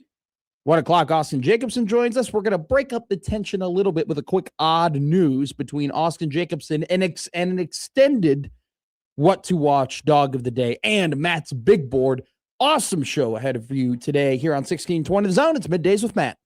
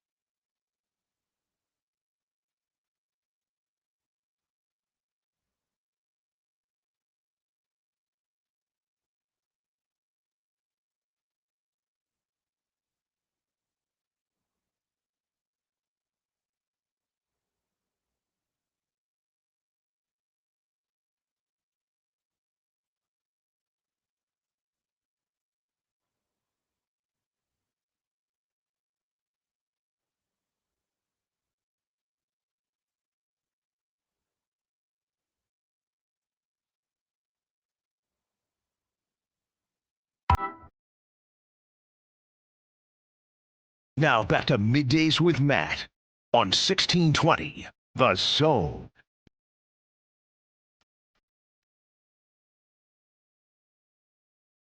And the end of a season this Sunday, the NFL 2025-2026 campaign will come to an end. But like they say, for every end, there's a new dawn. And today, a new dawn for softball in the Big O. Omaha softball began today. I saw began as in already. They are through 3 innings, and they are currently leading Iowa State 7-2. Dominating. Shout out Coach Mike Hurd. His squad was picked number 5 in the mid-major preseason softball polls this season. 10, so yeah. off to a it's at the great start. Unidome. Okay. Yeah. So they're at the Unidome in Cedar Falls, Iowa. They're playing in a tournament. So they play today, Iowa State. That began at 10 a.m. They're going to play right after against Butler at 12:30. Then they'll have a game tomorrow against Iowa State once again at 11:30. And then at 4:30, they will go ahead and play Northern Iowa to go ahead and wrap up the Unidome tournament to begin the season. And then they'll be all the way out to San Diego, California next Friday in another, I don't believe it's a tournament. They're just playing Utah Tech and Southern Utah and FDU. And well, I guess it is a tournament in a way, but there's not a name to the tournament. Regardless, though, Omaha softball began their season today. Omaha basketball, tough results yesterday. Man. I checked out of the game because I was like, oh, okay, they got this one. Yep. It's that's a rough one. Yeah. That's a rough one. 76-73 is the final score. Omaha led by 13 at the end of the first half. Ended up blowing that 13-point lead.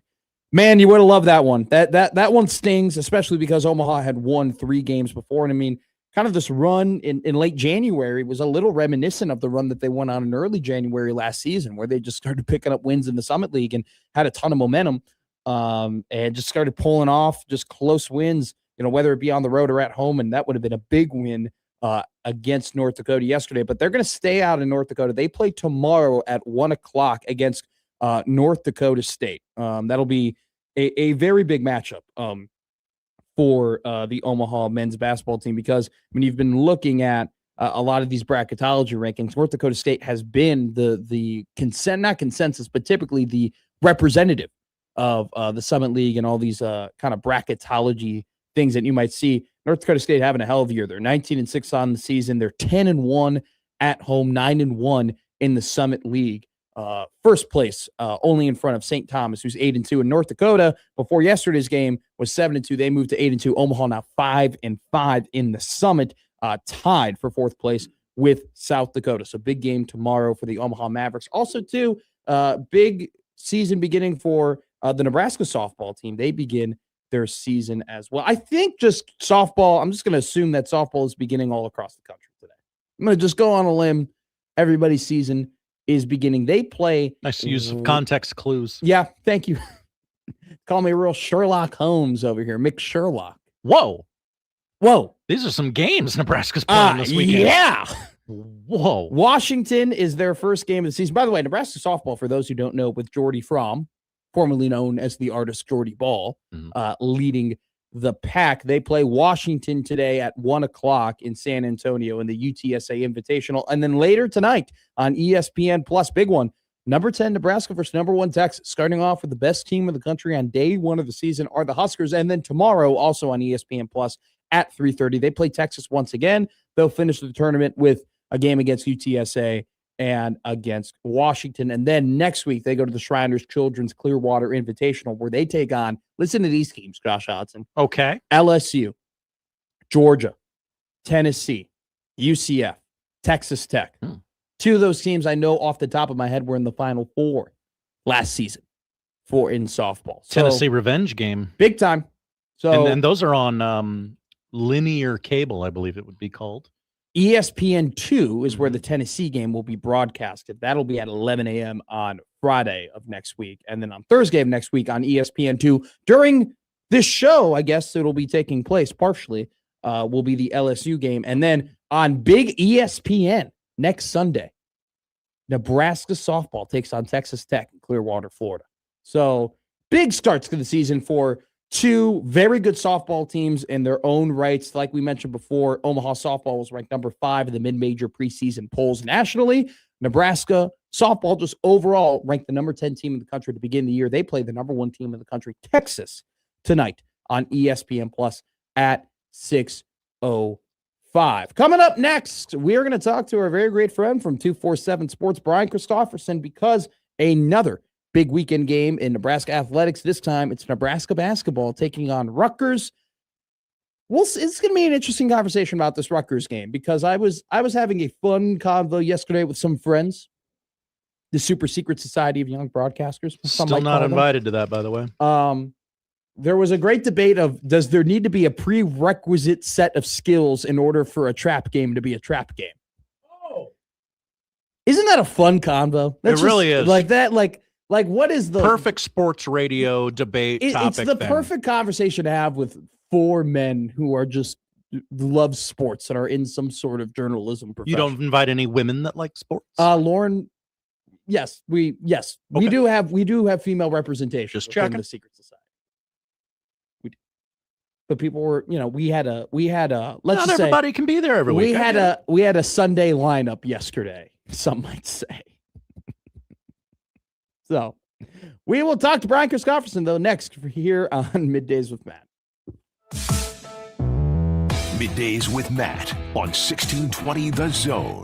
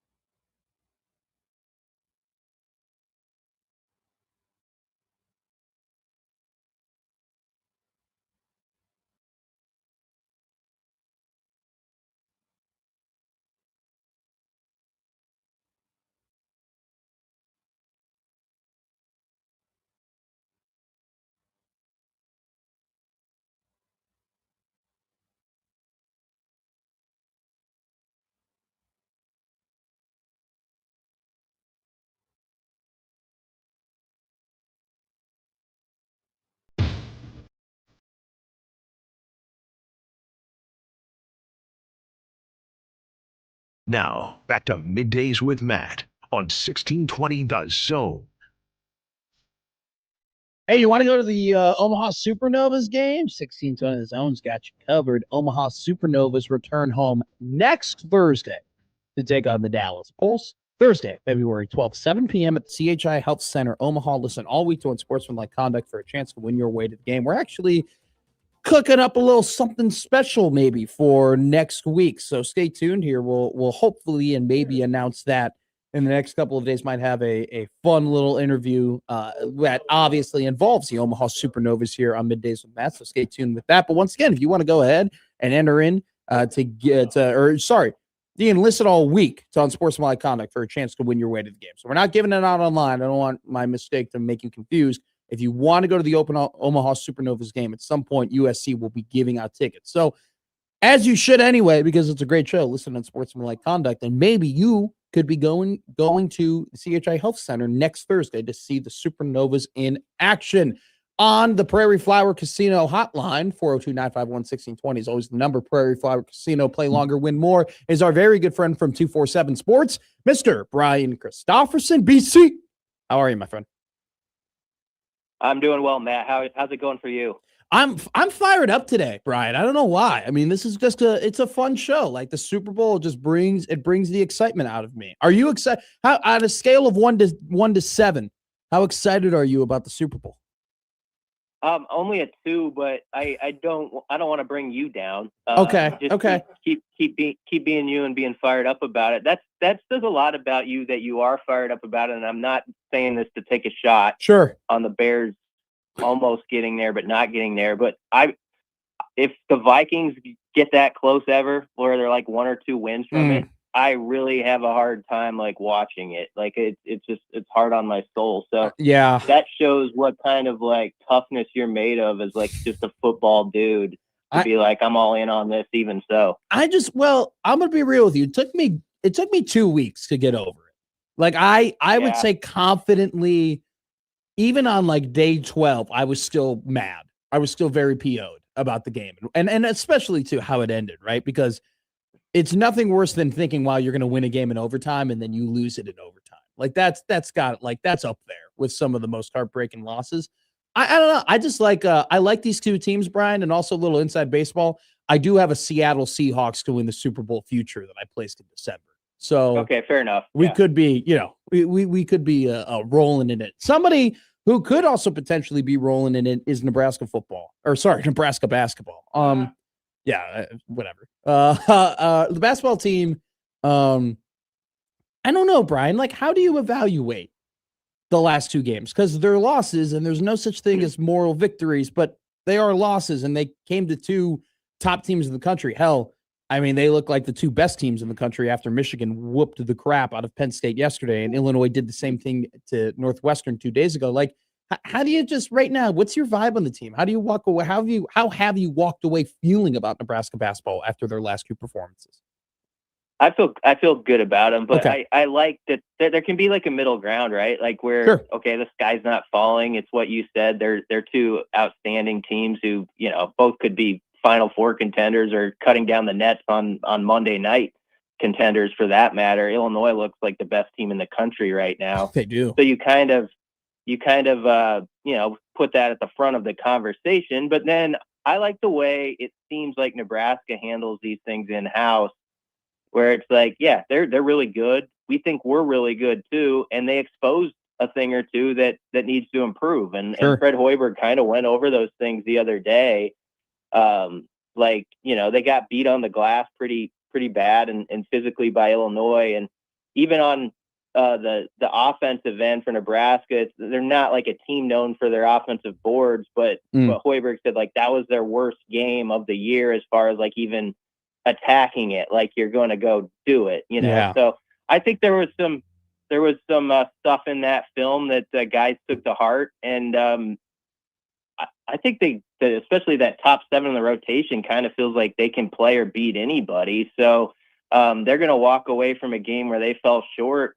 Not just saying, hey, it's because they're the best team in the country to play against, but this is what we could have done to beat them. We should have beat them. And so I think that's how they sort of view, and that's what they have to do. But they're going to have to be dialed in tomorrow. They've done well in these 11 a.m. Type of games far this year, but you cannot take anybody lightly on the road in the Big Ten. And if you need proof of that, Michigan State up in Minneapolis just a couple nights ago was probably a good reminder for everybody.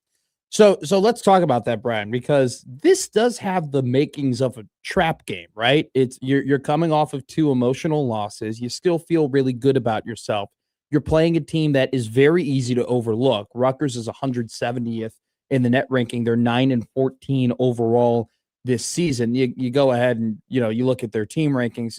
Don't do that, Brian. I'll just tell you they're bad. All right, they're bad. Statistically, It's not good. They're all in the 200s and 300s when it comes to basically everything on the offensive end and defensive end. But at the same time, right, you're coming off 2 emotional losses. You're going on the road in New Jersey. You're in the East Coast. It's an 11 a.m. tip. You might be overlooking this team. There might be some emotion behind your playing because you want to make up for the close losses you had before. Does this have the makings of a trap game to you, or is just Rutgers not really good enough to induce a trap game for Nebraska basketball? I think they are good enough. Okay. They have to play at like a 9 out of 10 level, I Sure. think, to win, but they have done it on occasion. And so they've lost 6 in a row. Mhm. But if you go through those games, they've been in the hunt even away from their arena in most of them. Now, if you look at the last one, you'll snicker because they got beat by 32 at UCLA at the end of that West Coast road trip. But prior to that, they lost by 3 at the very end at USC. They were ahead of Michigan State in the rack by double digits with 9 minutes left in that game, and they lost in OT.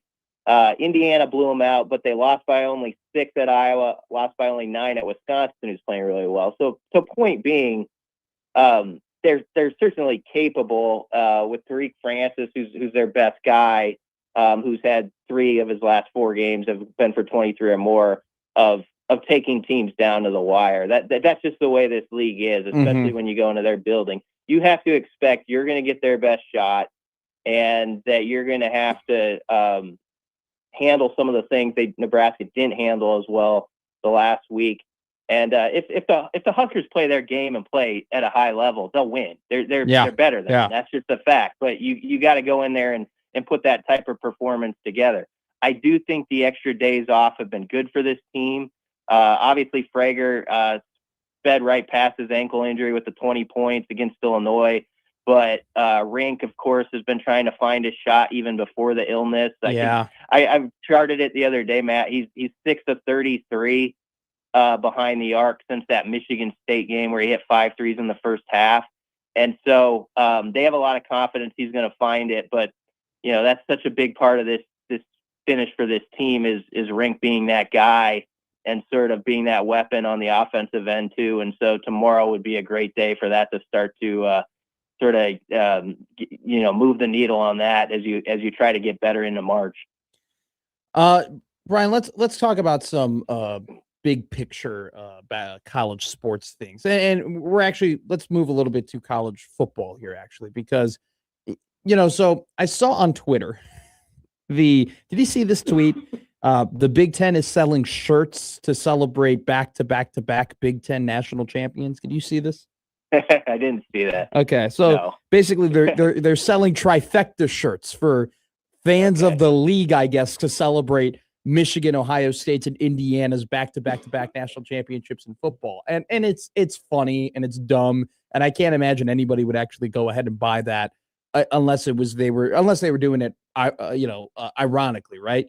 But I think for the last couple of years, there's been a little bit of a war between the SEC and the Big Ten and trying to establish who the big dog is and who the better conference is. And there really has been kind of this line drawn in the sand between SEC fans and Big Ten fans. So much so we've created are you a Big Ten guy? Are you an SEC guy? And really going at each other on social media and all that stuff.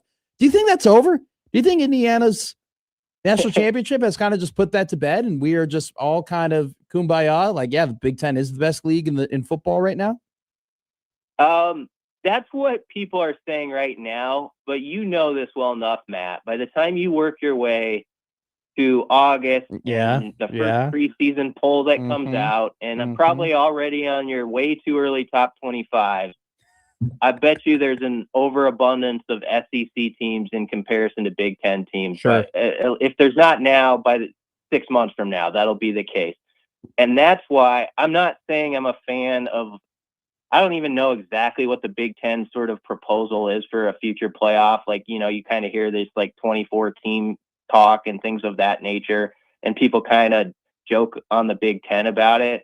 My feeling is the Big Ten understands as well as anybody that the SEC often gets the benefit of the doubt in like the bracket conversations, no matter what is said right after the season. When it comes to it and you get to the season, the SEC is sort of the flavor of ESPN, and they're going to get the talking heads kind of going on about them. Yeah. And I think the Big Ten is just trying to find a system that sort of like puts it in a container, right? Where it's like, you get this many teams, we get that many teams. Yeah. That's the way it is, sort of like the NFL. And so if that's sort of their end game and what their playoff suggestion is, even if people laugh about the number of teams and stuff like that, I kind of get it, because back to your question, I do think we ultimately work toward like, not us, but a lot of people nationally just fall for the SEC and some of the names in that conference. And I don't know what it is. I guess it's sometimes like an Arkansas. You take an Arkansas as like an example. Okay. I think like sometimes an SEC team, a power team in that league will beat like Arkansas by like 4 points.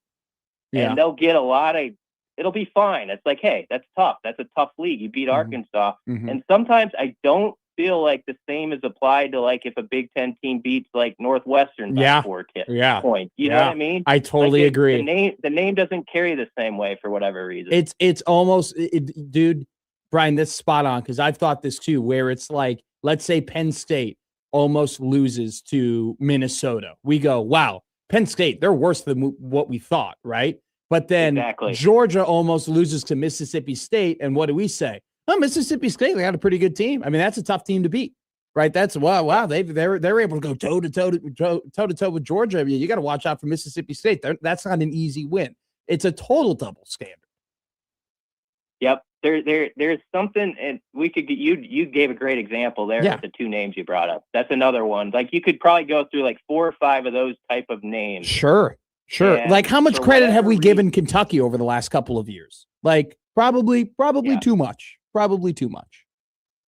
Yeah. I mean, and now, I mean, each conference in given years has their squads that just stink it up. I mean, Purdue obviously, stunk it up this past year and stuff like that. But SEC has them too. But I think we nailed it, man. I think we're ahead of the curve on this one. But I'm glad we're on the same wavelength. So let's go to this other conversation here. Let's bring it back to Nebraska football. And I'm going to bring it back to Nebraska football, but then I'm also going to add in some national flavor here because, Nebraska's not going to have a 2026 quarterback, it looks like, right? Dayton Raiola was their longtime commit, goes to Oregon, now going to play tight end. I actually kind of do like the move for Dayton. I think he's got some potential in that position. Tanner Vibabule from Vegas was a guy, raw prospect, ton of speed, maybe doesn't have the quarterback, the tangibles you want at quarterback, but definitely could be molded into something with his just pure athleticism. He decides to go to JMU for more money and a better opportunity to play. I would say a couple of years ago, you would say, wow, 3 quarterbacks in 3 seasons, or, you missed a cycle in getting a quarterback. That's not a good thing.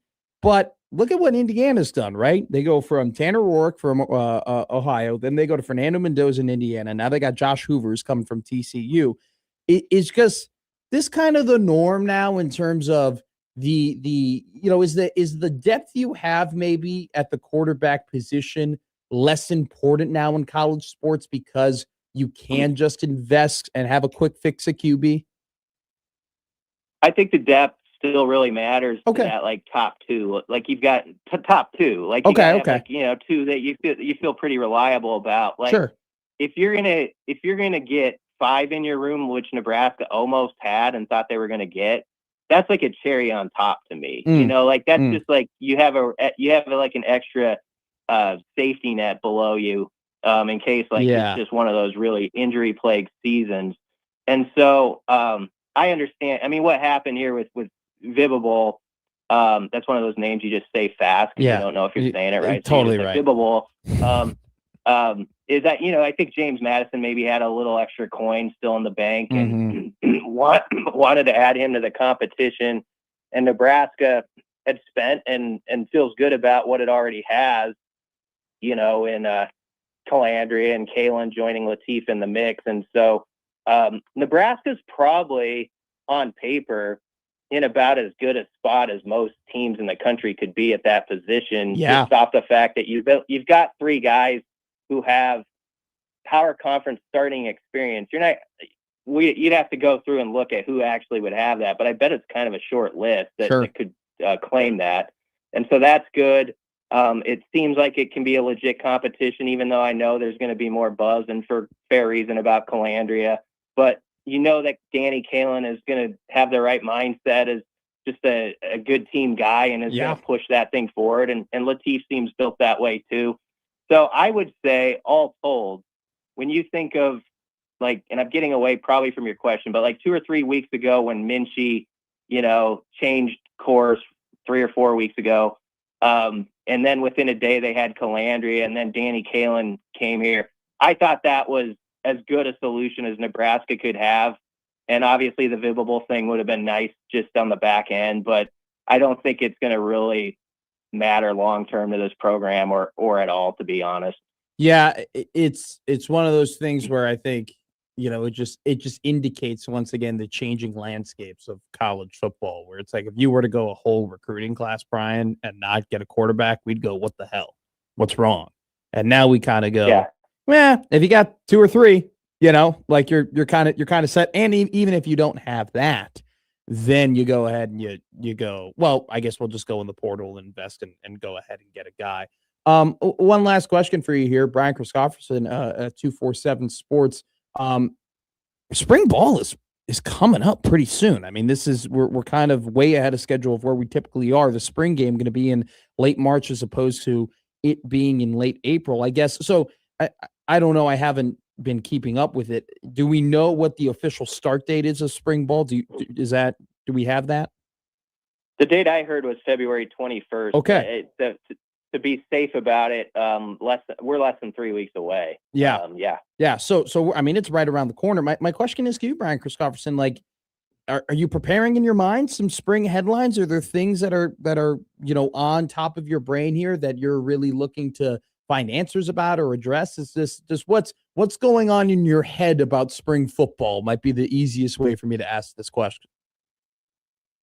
Yeah, I mean, it's a pretty there's good storylines when you think about what is Jeep Wade and Lonnie Teasley getting sort of their path with that offensive line. They put a lot of resources into it, obviously, with the 3 portal additions who all have starter possibilities. They might have their O-line figured out, but you want to see how that competition starts to kind of churn along.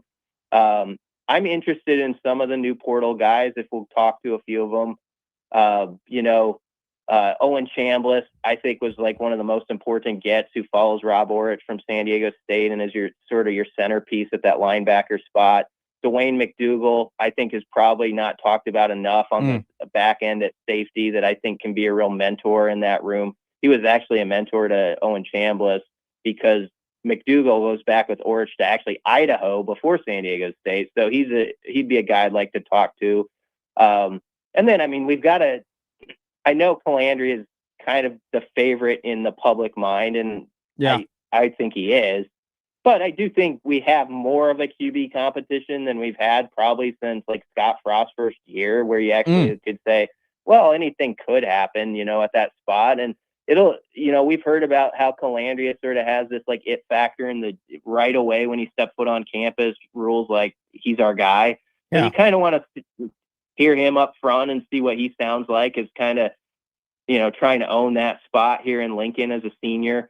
So yeah, there's a lot of stuff. And sort of as an interesting backdrop to all this is we've got an unusual situation where spring ball's moved up. Nebraska basketball is trying to make history. Yeah. At the same time, you're actually going to have like some practices and some media stuff where I bet you it's like half as many media people there because they're maybe on the road in Oklahoma City or something. Yeah. And I honestly think that it's not a big deal, but I think it could be good for both sides. Like obviously you want basketball to get that attention, but I just think it's okay if things are a little muted where there's some good storylines, but not everything is blasted through a megaphone about this guy or that guy during the spring. And Rule even said it on one of those radio interviews. It's just like you got to put your head down and work. It's not talking about what you're going to do or anything like that. And so that'll be an interesting dynamic how this spring goes with basketball. Honestly, probably taking up as much attention or more attention than it ever has from spring football. Yeah, great. Great. Like I think that's awesome. I think that's awesome for the athletic department. I think it's awesome for basketball that they get that attention. And you know what, Brian, they earned it. They earned it. I mean, it's just it has nothing other to do than great coaching, great recruiting, great evaluation, great development. And so kudos to them. And maybe Nebraska football, in their minds, maybe could benefit from maybe having a little less attention for one off season. And maybe a slight less pressure. Maybe. Who's to say? Well, maybe a little bit. I don't want less media access though. I don't want that. Don't cut down the number of press conferences. Brian Christopherson needs to be front row to the left, second chair, asking his questions. Yeah. So I appreciate when all that's open. I'm just saying I do think it can be good. Sure. I think people are muted about it right now. They're even like Calandri is a great example, Matt. People I think have hope about it. They're kind of excited about him as a player and curiosity, but there's also that sort of realm Nebraska fans are in right now where it's like, I just don't want to go too far with it yet. Yeah. Let's just let it kind of play out and work our way toward a guy showing it when we get to the fall. Brian Christopherson of Husker 24/7. BC, you're the best. Appreciate you as always coming on every Friday at 11:30. You're not making the trip out to Piscataway, right? You'll stay in Nebraska. Nope, I'm saving up my my Monopoly money for the postseason. And, okay, all right. I'll go to that Iowa game on February 17th for my birthday to celebrate in Iowa City, as everybody wants to do. And that's my one regular season road trip that's left. Sounds good, BC. We will talk to you soon, my friend. All right, thanks, Matt. Brian Christopherson, Huskers 247. Coming up next, Super Bowl preview, baby. 12 o'clock hour, going to be a good one. Talking about Drake May, talking about Sam Darnold, talking about both great defenses led by two great defensive coaches. We also have to talk about Charles Bediako, some other things that have gone on while we've been on air, on top of Austin Jacobson joining us at 1 o'clock. And a little quick odd news in between them. And then the big board, Matt's big board for the Super Bowl, giving you some fun Super Bowl and some serious Super Bowl bets to make. Don't forget, if you want to get in on the action here, talk about the Super Bowl with me and Josh Odson, 402-951-1620 is the number. And don't forget to email the Equitable Bank inbox. Equitable Bank, we take banking personally, one of the best in the business. Old man Doug always picks up on the first ring. Matt at 1620 The Zone. Josh O at 1620 The Zone. It's a Make Midday, 1620 The Zone. Middays with Matt on 1620 The Zone.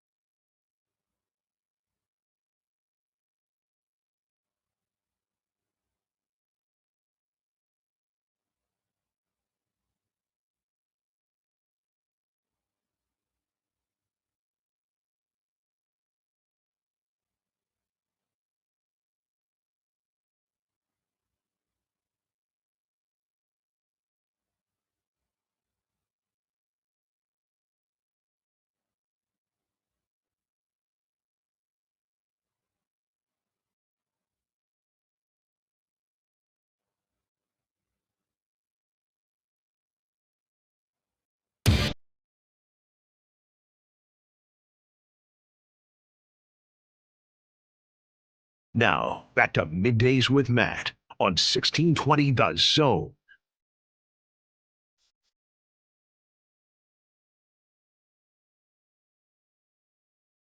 Charles Bediaco's case is today to rule whether or not he can be eligible for the rest of this college basketball This season. guy's going to be eligible for the senior circuit before this ruling is finalized. Bediaco, very famously, formerly played at Alabama a couple of seasons ago, left for the NBA, signed a two-way NBA deal, played in the G League, and then returned to college this season.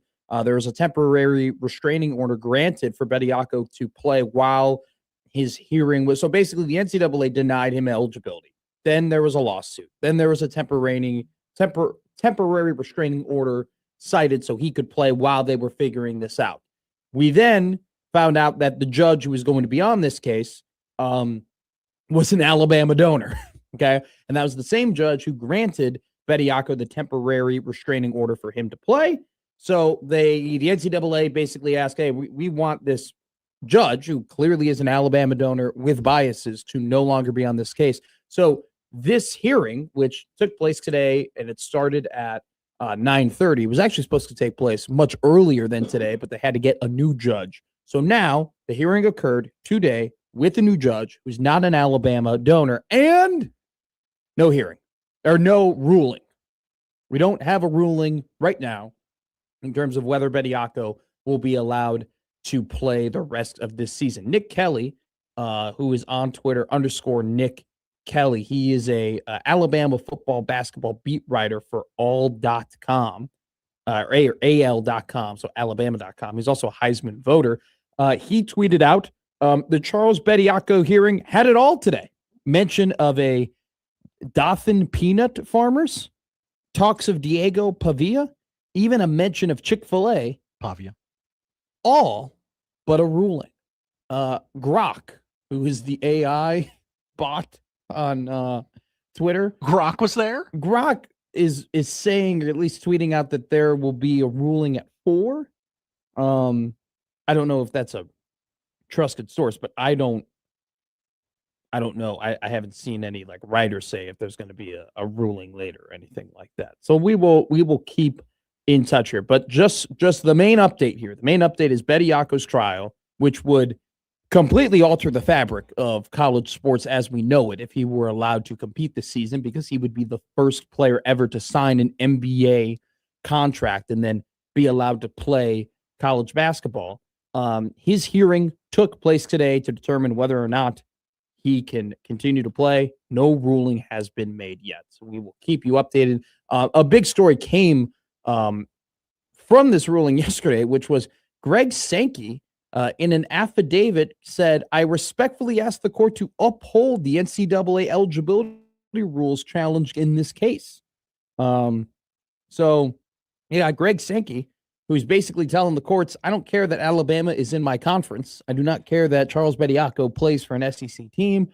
He should not be allowed to play, and we need to uphold the NCAA eligibility rules because it would cause chaos if that were to happen. So that's interesting. I'm sure the athletic director of Alabama, Greg Byrne, was not very happy to hear that his own commissioner is like, nah, dude, this should not be allowed to happen. But good for Sankey. I mean, anybody with a brain should understand that this guy already had his chance to play NCAA basketball in the NIL era. This isn't like hey, I made a decision when NIL wasn't going on. If NIL was going on, which it should have been going on according to all these rulings, I would have been able to make money. Please let me come and play. No, this is the guy already had opportunities to make money while playing college basketball. He just made a crappy decision to go and play pro basketball, and he's not happy with it because he's not in the NBA. He's making peanuts in the G League. His basketball career isn't going anywhere. So he wants to go now and play college basketball for an opportunity to make more money. And it's potentially going to ruin the fabric of college basketball, which, by the way, college basketball right now is booming in popularity. There have been recent reports that stated that college basketball viewership has increased this season by a ton. Men's basketball ratings are up 69% on Fox. Nice. And women's hoops is up 39% on ESPN. So college basketball, both men's and women's, is gaining an incredible amount of popularity and increasing greatly on viewership for a multitude of reasons.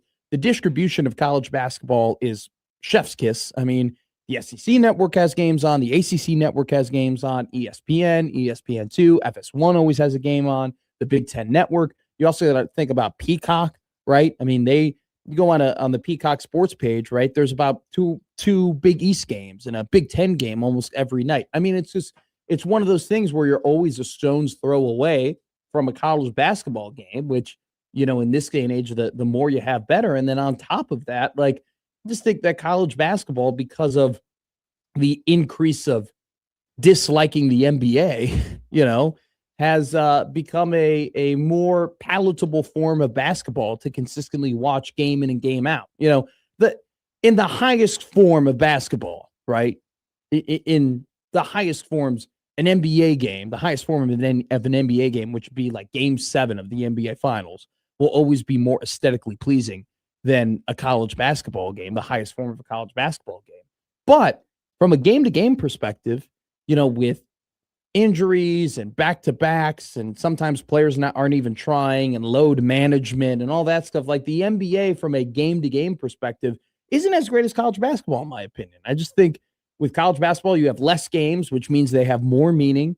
You have, there's players who, there is no load management unless you're Darren Peterson in Kansas. Like there's no load management in college basketball. And you got a bunch of young men and young women who are incredible athletes who are, playing for their coach and playing within the system and playing the game of basketball. When you get high level, high quality college basketball and it's happening every night, it's hard not to watch. And on top of that, when the 6th best team in the NBA plays the 13th best team in the NBA, we just call that the Lakers versus the Magic. But when the 6th best team in college basketball plays the 13th best team in college basketball, what do? Whoa, what a big game. Now, St. John's is taking on UConn. Holy crap, we got to tune in tonight. That's going to be a big one. FS1, 6 o'clock, So college basketball they're making some big strides. And it's a sport that very famously is a ton of people ignore it. And then we get to March and we're all in on it, right? And we love the conference tournaments and we love the NCAA tournament. That's trending, it seems like, with viewership numbers can no longer be the case, that there are more and more people who are getting their basketball fixed through college basketball. And this is all coming at a time where if this Betty Yako trial goes the wrong way, it could be a very, very different sport, a sport that not a lot of people, I would guess, would enjoy following. So that's your update there on college basketball. Let's talk about the Super Bowl, baby. A lot of people are like, I'm not excited about the Super Bowl. I'm not hyped. Not a lot of buzz about the Super Bowl. I get it. There's a lot of buzz about, hey, Super Bowl's this weekend, but not you excited for Seahawks Patriots. Yes. And I understand it. I totally understand it. Like, there's not a ton of star power in this game. There's Jackson Smith and Jigba is awesome. Okay. Awesome. But he's not Randy Moss. He's not Terrell Owens. Hell, he's not even, I don't think he's as popular as Devontae Adams, right? Or Justin Jefferson or Jamar Chase. JSN played like the best wide receiver in all sports, but I mean, that's a guy, he just doesn't have that like A-list name brand recognition yet. Now, if he ends up winning the Super Bowl MVP, may or may not be on my big board, then he'll get it, right? But Sam Darnold isn't Peyton Manning. That is correct. And Drake May, even though he is a rising star, isn't Tom Brady. 1 vote shy of an MVP award. And you don't have, the Strahans or the Reggie Whites or the JJ Watts in terms of superstars in the defensive end, right? I mean, I can name you plenty of players on this, like Julian Love and Kobe Bryant and DeMarcus Lawrence and Nick Amenwari have all been awesome for the Seattle Seahawks this season. But, you're kind of casual fan, if you're just, kind of half in, half out, you don't know too many big names, right, on the Seattle Seahawks beat. Say the same thing for the New England Patriots, right? Where it's just like they don't have the Troy Polamalu, They just don't. Now, Christian Gonzalez is awesome, but he's not at that level. And so you don't have the star power. You don't have the drama that's been built for multiple seasons, right? Like if the San Francisco 49ers were in the Super Bowl, you would be like, oh my God, this is a 10-year run of Kyle Shanahan not being able to win the big one. Can he do that?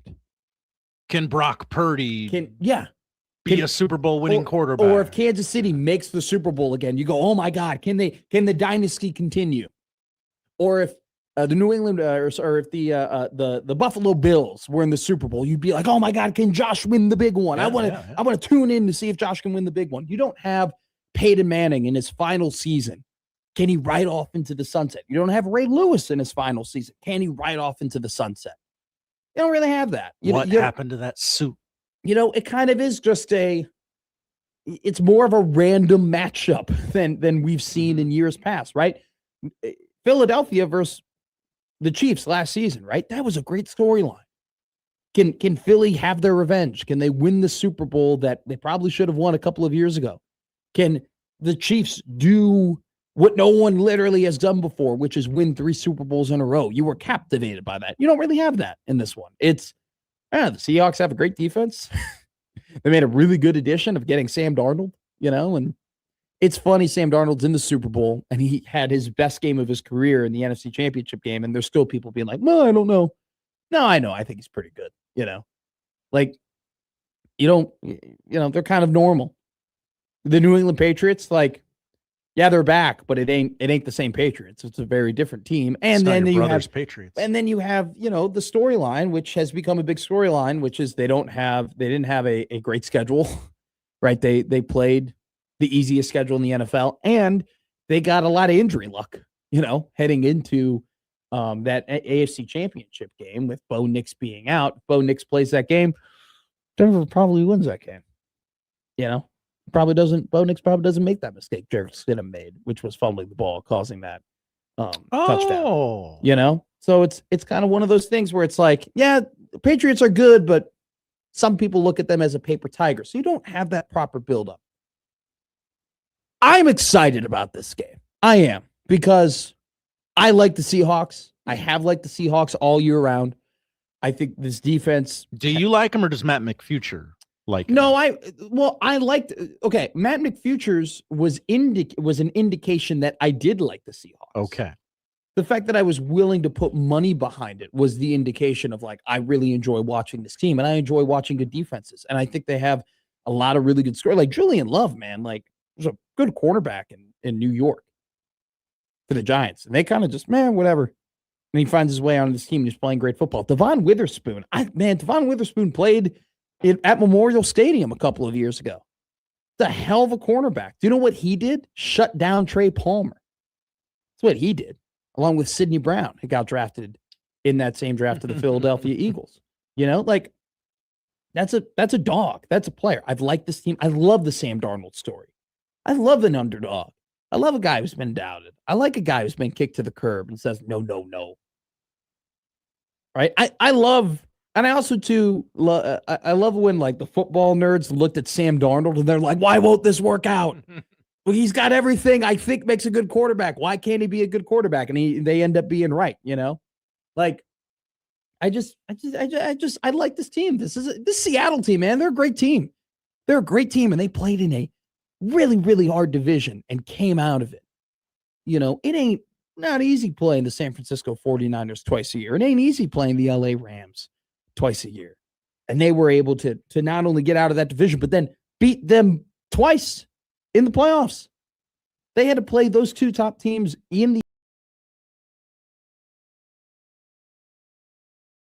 playing those 6 games harder than playing the 17-game schedule the Patriots had.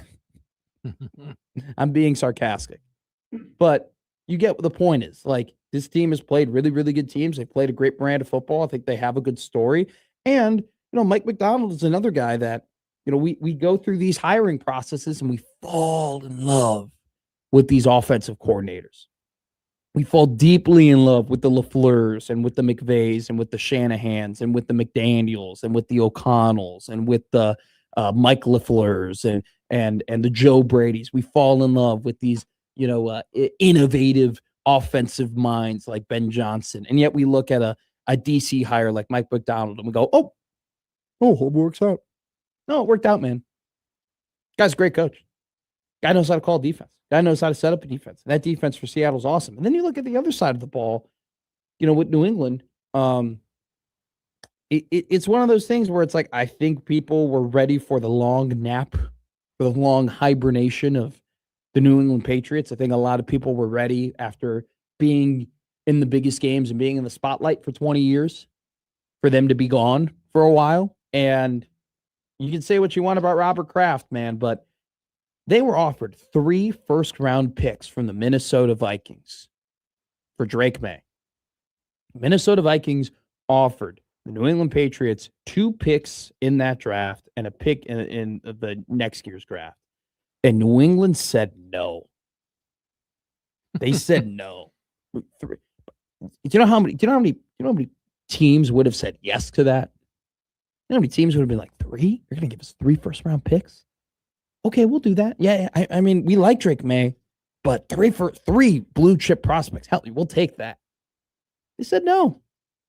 They said, no, this is our guy. We believe in this guy. There's not a price you can give us. We're going to draft him. They drafted him. And then in one of the more puzzling decisions, probably in recent history of the Tennessee Titans, clearly letting Mike Vrabel go, a coach that I understand the last couple of years of Tennessee weren't great, but he still was, out of everybody who should be in charge in Tennessee, Mike Vrabel was at the top of the list, and they said, see ya. That's correct.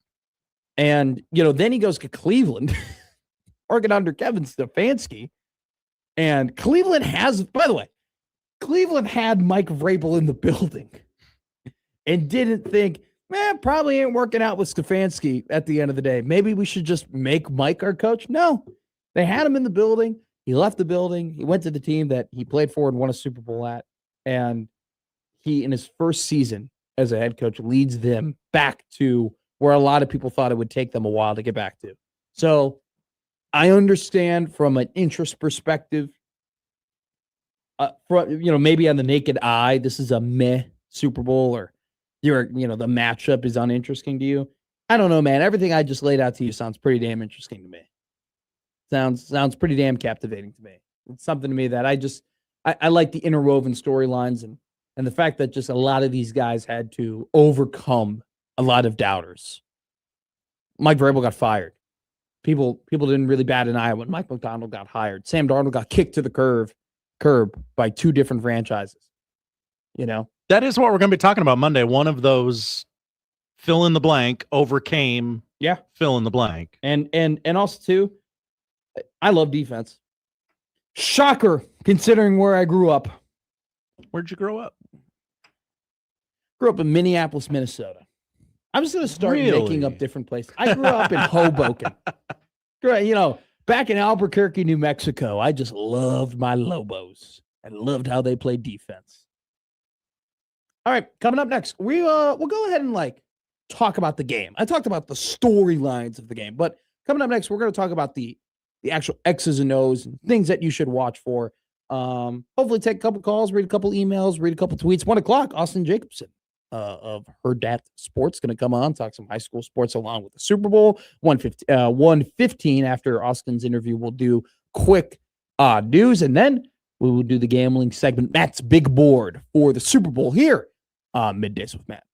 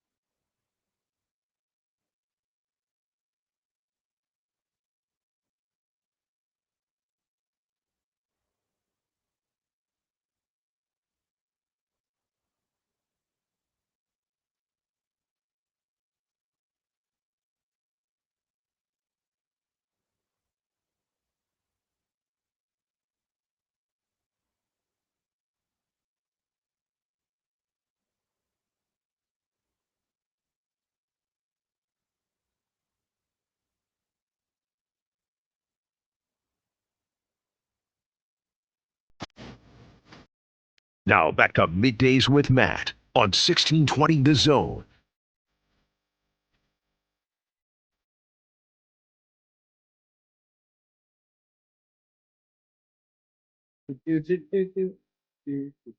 I like it when we're one big happy family. So I like it when our guys come in and say hi to us. Josh is here early today.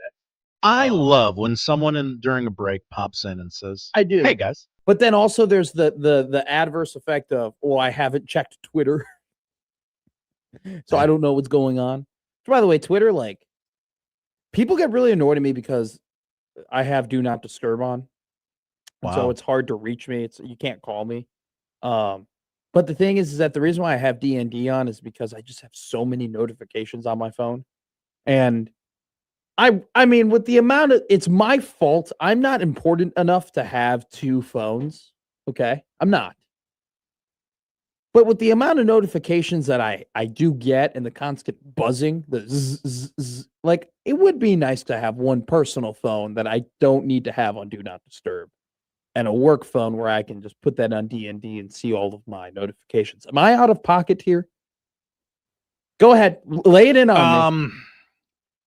I wish I could do that. Yes, but it's not going to happen. People need to talk to me during the business day. Sure.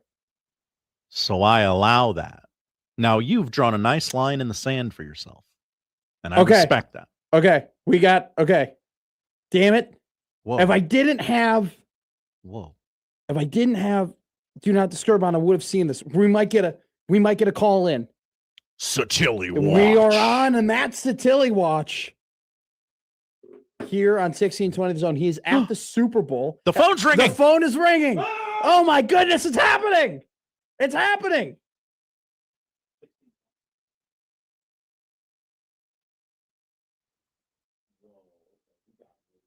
We have him. He is on the line. Joining us from Santa Clara, California, the hardest interview to book of my career, formerly of KETV, now working at the NBC affiliate in Hartford, Connecticut. Go Whalers. It is Mr. Matt Satilli. Matty, how you doing, baby? Bum, bum, bum, bum, bum, bum, bum, bum. I got excited when you mentioned the Whalers. Thank you. You know, I had to make a couple minutes for you. You're my special exception. I'm doing great, my friend. How are you? This is by the way an incredible development that we've described it over the radio. Your former colleague Andy Kendi described it over the radio yesterday. There have been a lot of birds in my ear who have been chirping about you and the fact that this is like your first 3 weeks on the job at a brand new station, and you are at the Super Bowl, my friend. How the hell are you? I'm doing great, and I got to tell you, the last celebrity encounter I had about 15 minutes ago was none other than Mr. Will Compton. So wow. I made sure to tell him go Big Red and ask him how Matt Rule is doing. So things are great. You mentioned Santa Clara. I'm actually in downtown San Francisco. This is kind of an interesting venue with everything so spread out. But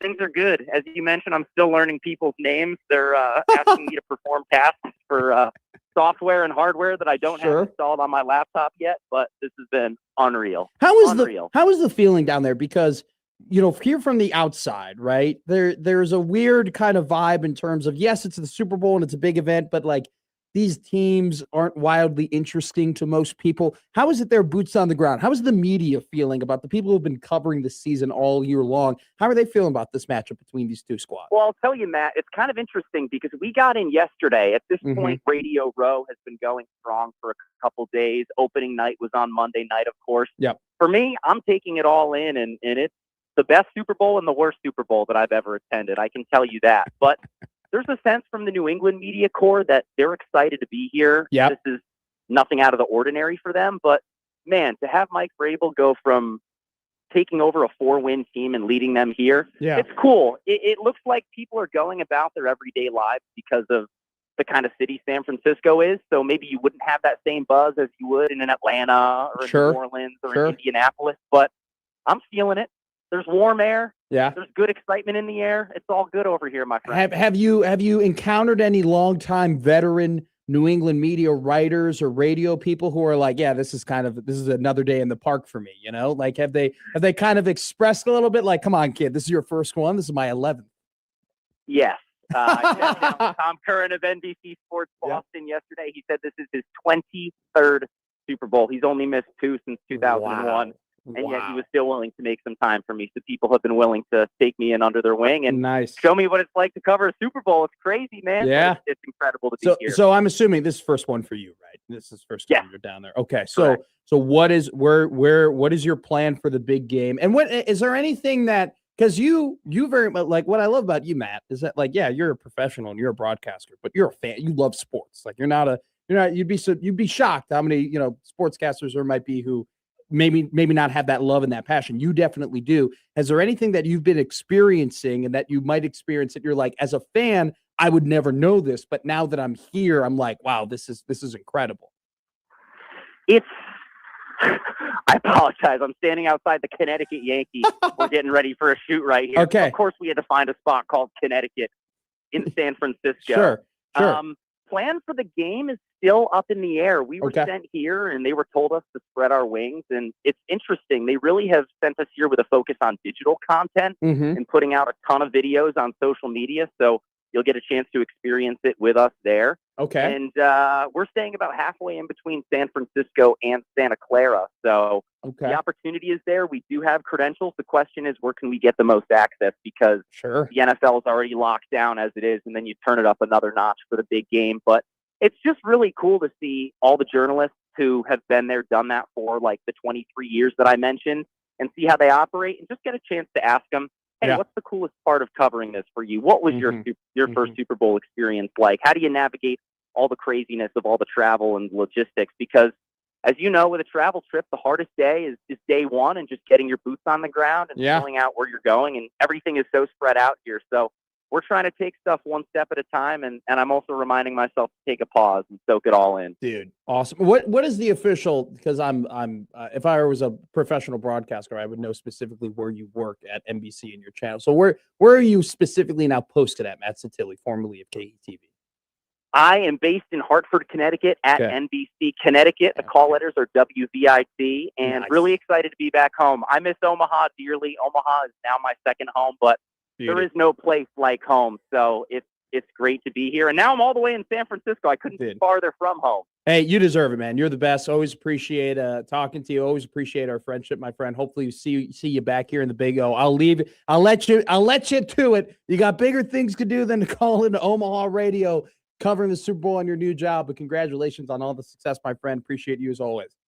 Matt McMaster, thank you for your time. And I will say I have seen Bears fans here, and they are generally smiling. So looking up.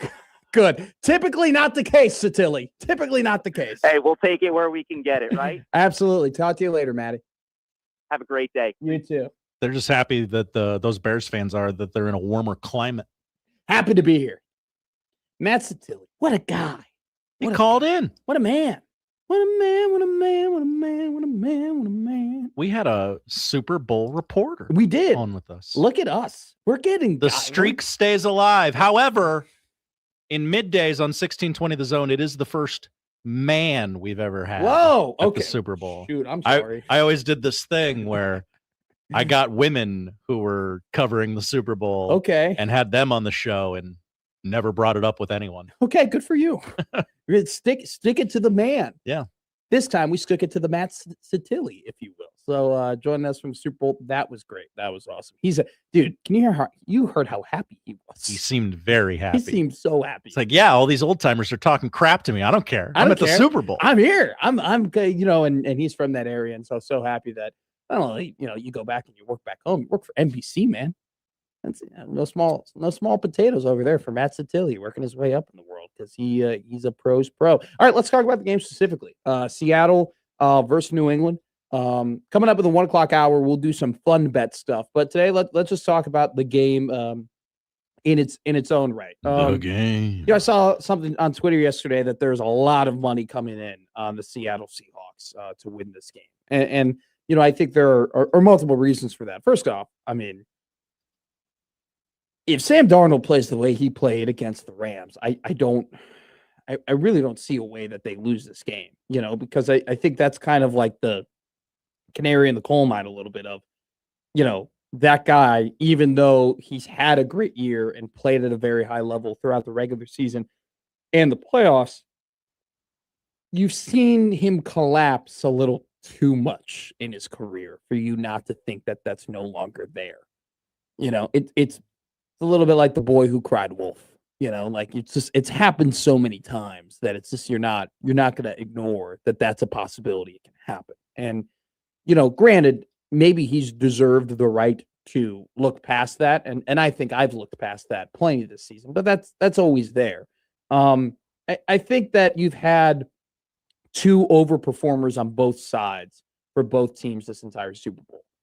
The New England Patriots defense has outperformed their regular season. Okay, they've been playing at a much. I mean, their front four with Milton Williams has just eaten teams alive. They ate the LA Chargers alive. They ate the Houston Texans alive. They ate Denver alive. I mean, they punished quarterbacks, right? I mean, they've had sacks and multiple sacks in each of those games. Like up the middle, they've been great. And then you got a underrated and super talented corner like Christian Gonzalez, and then you add on top of that just the great defensive mind of Mike Vrabel. Like, this defense has played above their level that they were in the regular season. Now, let's take this into consideration. They've played in 2 weather games, right? That's helped them greatly, right? And even now, granted, even before that snowstorm really came down in Denver, they were playing good defense. But granted, that was against a backup quarterback. And then you go and that Houston game, I mean, it was raining, it was sleeting, it was snowing. It was tough. And so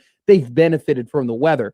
I think there's a very high likelihood in this game that the Patriots offense, who has not played well this postseason. Let's go through Drake May's stats, right? He went 10 of 21 against Denver, 16 of 27 against Houston, 17 of 29 against the LA Chargers. He's only thrown for over 200 yards in one playoff game this season. He's only thrown for over 200 or over 100 yards in 2 of those games. He only had 86 yards against Denver in that weather.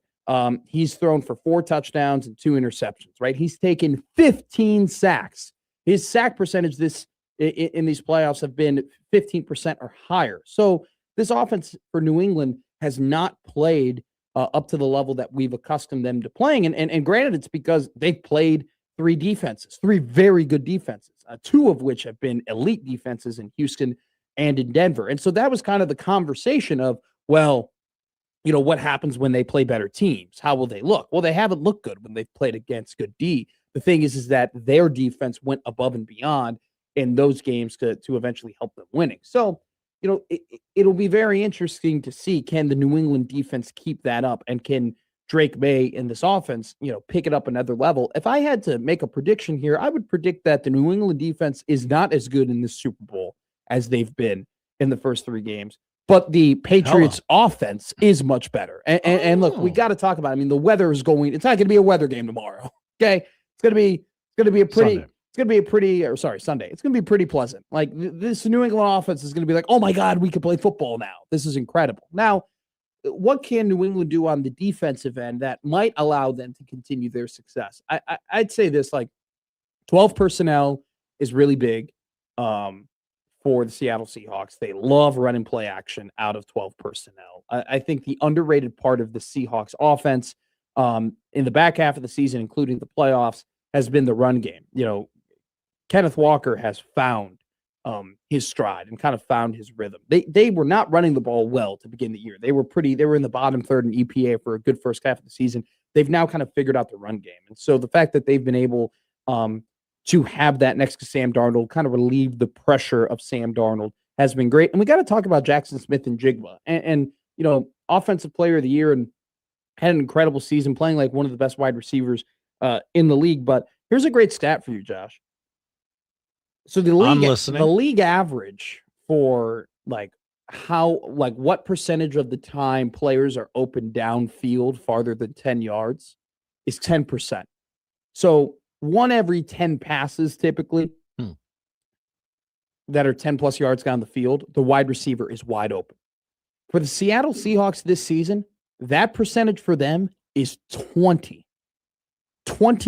of the time. 1 in every 5 throws, 10 plus yards down the field to wide receivers, they're wide open.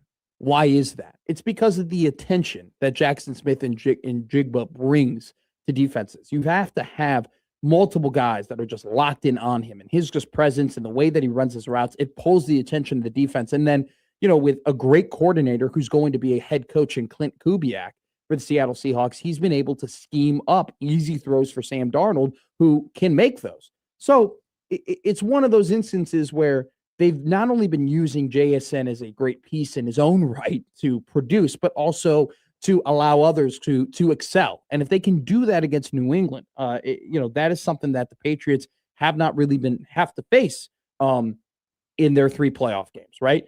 Buffalo doesn't have that dynamic wide receiving playmaker. Denver couldn't use their dynamic playmakers because of the weather, and the Chargers didn't have that either. So it's one of those things where that's kind of a wrinkle that New England is going to have to face. Now, let's look at Sam Darnold. What is a flaw of Sam Darnold's this season? When he's under pressure, he turns the ball over. His turnover worthy percentage this season under pressure, 7%. This pressure rate from the New England defense has been off the charts. When Milton Williams has been on the field, they're getting pressure to their pressure win rate, which is how quickly can you get to the quarterback under 2.5 seconds. Their pressure win rate is 41% when he's out on the field. Okay, they can get to the QB. They can close down that depth, right? They say that the tackle set the width, the guards set the depth. Milton Williams line up on the inside. He closes down on that depth against offenses. So I think that New England's going to have to roll the dice here. They're going to have to be aggressive. They're going to have to send blitzes. They're going to have to counter.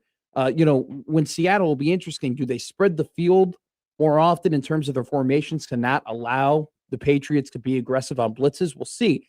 I think Seattle loves using condensed formations, especially with 2 tight ends on the field.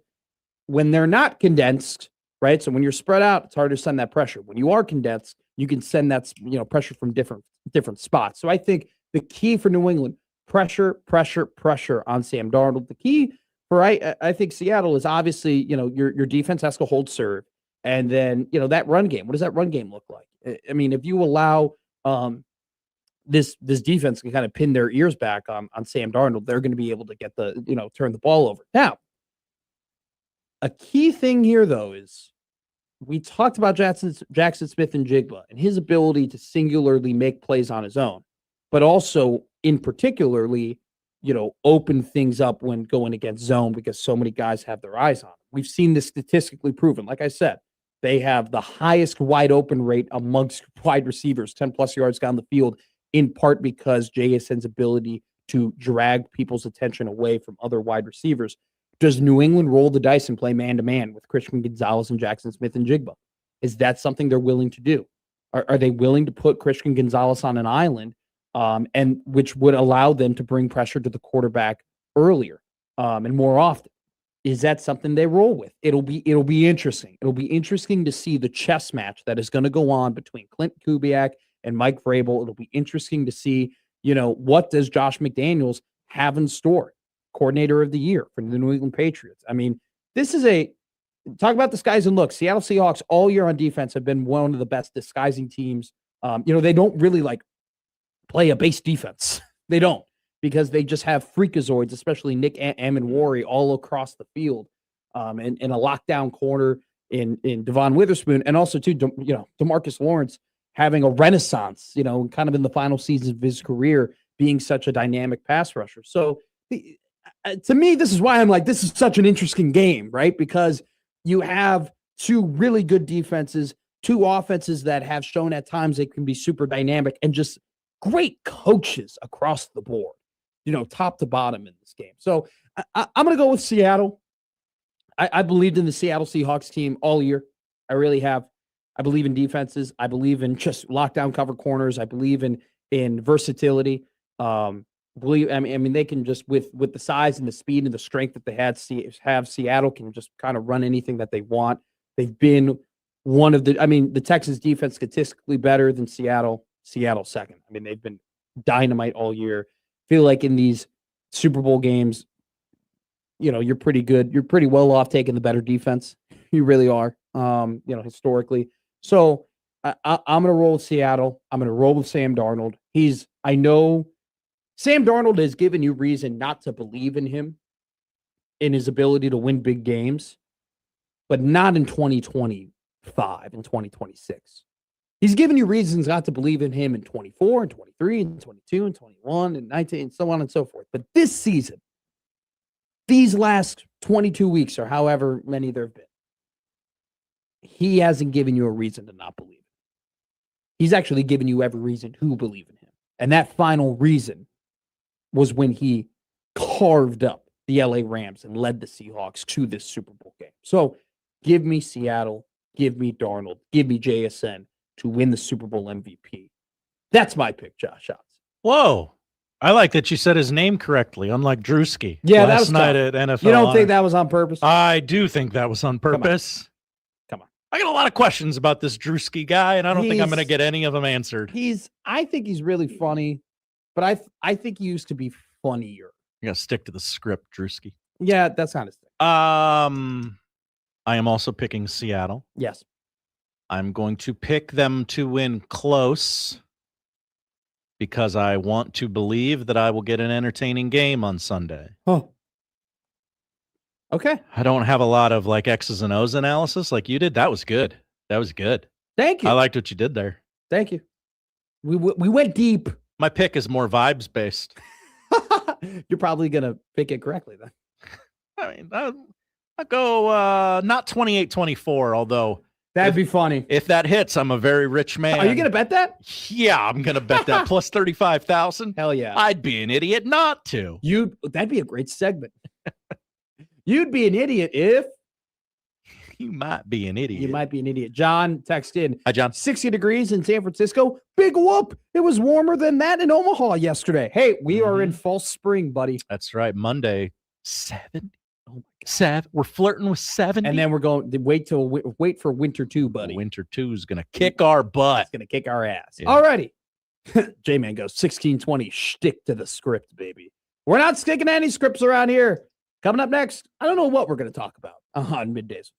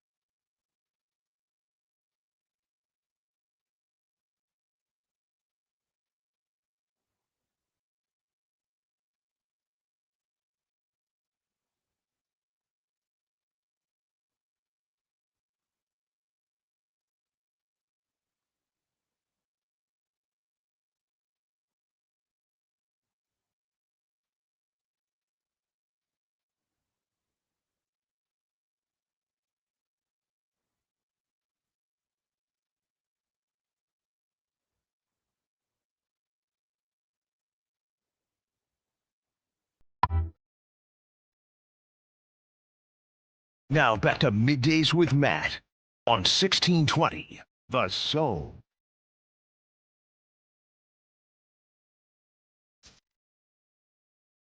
Big weekend across sports here in Nebraska. Congratulations to Omaha softball. Big first win of the season. 12-5 is their score in the Unidome. I'm saying that right? Yeah, nailed it. In the Unidome in 6 innings, 13-5. Iowa Western football won their first national championship in that building. Oh, great. 2012. 1-0 are the Omaha Mavericks over Iowa State 13-5. They are right back into action right now. They're up 2-0 against Butler. Just like that. I was going to say, do they need a break or something in between games? No. But I guess no, they don't. They're up 2-0. Apparently, Omaha softball, not apparently, they were number 5 in the mid-major preseason polls. Wagon alert? Are we on a wagon alert? It's the only conclusion I can draw from the data I have. They're a wagon. Certified. Can we get that graphic up and moving, actually? Let's just put a big Omaha softball logo on a wagon. 11 a.m. tomorrow, Nebraska men's basketball tries and get their winning streak back. 24 straight wins in a row for Nebraska basketball, followed up by 2 straight losses. Can they do 24 in a row once again, Josh Hodson? Oh, if they do, they're winning it all. We're going to be at 72nd and Dodge and at the Grand China Buffet. They're winning it all, and then they had a weak non-con. Got 11 in a row. 11 a.m. is the tip tomorrow. That game on BTN. Also, Nebraska women's basketball in action. Nebraska women's basketball, don't get me wrong, good season. 16-7 on the year, but they are sitting in 12th right now in the Big Ten standings. Granted, there is currently a 4-way tie for 7th place in the Big Ten. You have Maryland, Oregon, Illinois, USC, all tied at 6-6 in the women's basketball standings. Nebraska break this up. At 5-7. They'll have an opportunity to do so, Mr. Josh Hodson, because they play one of those 6-6 teams, number 22, Maryland. Hello. The Nebraska women's basketball team trying to find their first ranked win of the season. Had plenty of opportunities in really close games, but haven't been able to pull it out. Tomorrow on Peacock at 5 o'clock. What are we having for lunch tomorrow? Turtle soup? Have you had turtle soup before? No, and Pretty I would good. never. Pretty good. I have teeth. That's not a proper explanation as to why you wouldn't have turtle soup. I don't eat soup. I have teeth. Does everything you need to eat need to be bitten? I mean, I can because I have teeth and I can. So no soup because of teeth. That's right. Because of your enamel structure? Well, I don't need to. I don't need to drink my dinners. Do you have a soft esophagus that can't take the heat of soup? No. Are you soft? No. Are you a wuss? I'm very strong. Soup is awesome. This is a core belief of mine. 5 o'clock, Seton Hall in Omaha. Yes. Against Creighton. Come on down. Pregame begins, I believe Blue Jay shoot around will start at 4. Pregame for that game starts at 4:30 here on 1620 The Zone with John Bishop. And I will be here for Blue Jay overtime, which will probably take place somewhere around 7:45 and go to 8:45 here on the Zone. Nebraska softball, much like Omaha softball, also starting out their season today. They are taking on the Washington Huskies, I believe right now. They just released the lineup, so I think they're about. I think they're not too far away from first pitch, if you will. But later tonight, more importantly, on ESPN Plus, they take on the number 1 team in the country, Texas, 6:05 p.m. ESPN Plus, and then they also play Texas tomorrow, 3:35 p.m. Nebraska softball. Number 10 team in the country, taking on the number 1 team in the country in the first weekend. Don't forget, next week, I just want to put it on everybody's minds right now. Nebraska softball, who, once again, wagon, going to go ahead and be on, programming television. Going to be on ESPN2 2 times, going to be on ESPN at the end of the weekend on Sunday. Big East ESPN at 5 o'clock, taking on Texas Tech. So you'll have plenty of opportunity over the next couple of days to watch Nebraska softball take on top teams. Their first pitch is 1:05. So they just released their lineup here. So they will be going in a second. We'll probably put that game on. So big weekend ahead in Nebraska sports. Creighton playing basketball, Nebraska men's and women's playing basketball. Hey, don't want to forget about Omaha men's basketball. Tough loss yesterday indeed. Had a 13-point lead after one after one half, after 20 minutes of play, but ended up falling to a very good North Dakota team on the road by 3 points. But they'll have a massive opportunity tomorrow, man, to go ahead and make that up because they play currently the top team and the team projected to represent the Summit League in the NCAA tournament, North Dakota State. They take them on tomorrow. That game, I believe, is at 1:00. So tough loss yesterday for Omaha men's basketball, but the reigning and defending Summit League champions have an opportunity to get their lick back with a big win. Also want to shout out Creighton women's basketball. They play Sunday this weekend at 12 p.m.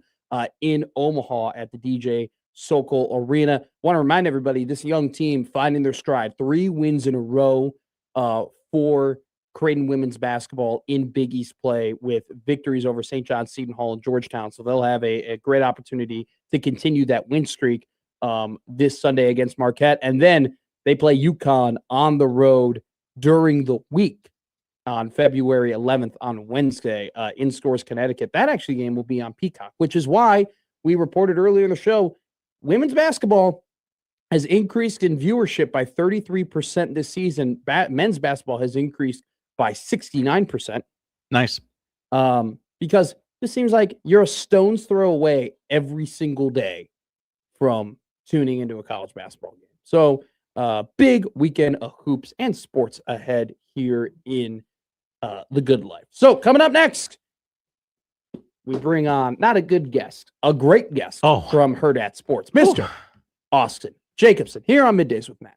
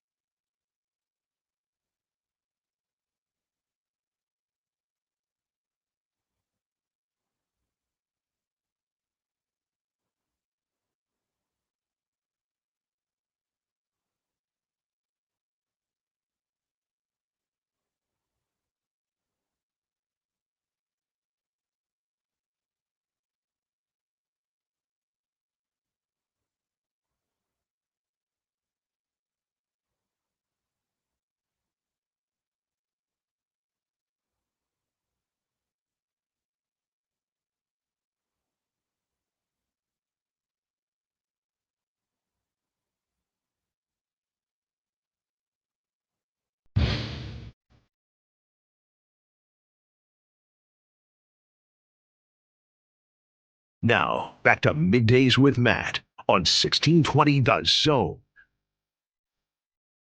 Oftentimes, the off-air conversations are funnier and more interesting than the on-air conversations. Yeah, you guys should do that on air. On-air conversation. Yeah. No, I don't want to talk about the furniture in your room. Well, it's not my choice of furniture. That's the case. Some people need to be educated on what furniture in rooms sometimes, what message they might give off. Got to put your foot down sometimes. You do have to put your foot down, or you have to put your foot on some bedding, if you will. Ooh, gross. What do you mean? What? Your feet are always in bedding. Always in bedding? Yeah. What do you mean? They're always on the bed. Okay, well, fair. Unless they're super tall, then you hang off. What size bed you got? You got a twin? You go twin? I got a queen. Whoa. But here's my problem. Trying to find a queen to put in there? Have been failing. Whoa, Matt. Failing. What do you mean? I have been trying actively. Good for you, man. The crossovers have just become me talking about my dating life. Nice. Which a lot of people are slightly interested in. That's fair. Yeah, that's good. They're interested. Good. Like that's what I had a great piece of advice today from Connor Happer, who told me that my bits are too long. I got to cut. That should get you a queen rather quickly. Sure. Oh, there we go. I am gonna. Good point. We're moving new units, and so I'm going to my bed. I constructed it so poorly that there's just no way it can be deconstructed and reconstructed once again and moved. So I'm getting a new bed in a couple of months. I'm thinking about going to full. I'm thinking about. Very but happy for you. I would have to get a new mattress, which would be tough. Yeah, you have to break that thing in. It's already broken in. Oh wow, good for you, man. I've slept on it for a week. Oh, okay. Or for a year. Yeah. Okay, good. How are you, Austin? I'm good. Everything is good. It's a little bit warmer outside. Took the dog for a 3-mile walk yesterday. It was beautiful. It was incredible. 3 miles. Yeah, she was ready to get going. Yeah, big dog. I mean, I am, yes, but for her, no, not necessarily. You are a big dog. Thank you. Are you excited about the Super Bowl? Weirdly enough, it has like as much as the Super Bowl can. It kind of just snuck up on me. I woke up the other day and I did realize I was like, oh man, we do have a football game this Sunday. Yeah. And I don't know if it was just like the way my schedule lined up that I just wasn't like as primarily focused on it, or just because it's two coast teams that I don't know like a whole lot of local people. You are the first person to bring up the coast argument of not being interested in the teams. I think you are onto something. That's something that not a lot of people have brought up. I am way more likely to either hate watch or to like silently root for a team in the Midwest. If it was the Vikings, I'm hate watching. Packers, okay. I'm hate watching. Yeah. If it's the Broncos, I'd be silently rooting for. Yeah, I just don't have a rooting interest in this. And I like sometimes that's an okay Super Bowl to have. Sure. But like, yeah, I don't mind going into a Super Bowl where I can root for my friends' teams too. And I just be like, yeah, you know what? I'm for it. I like that I'm here too. for it I like but that too.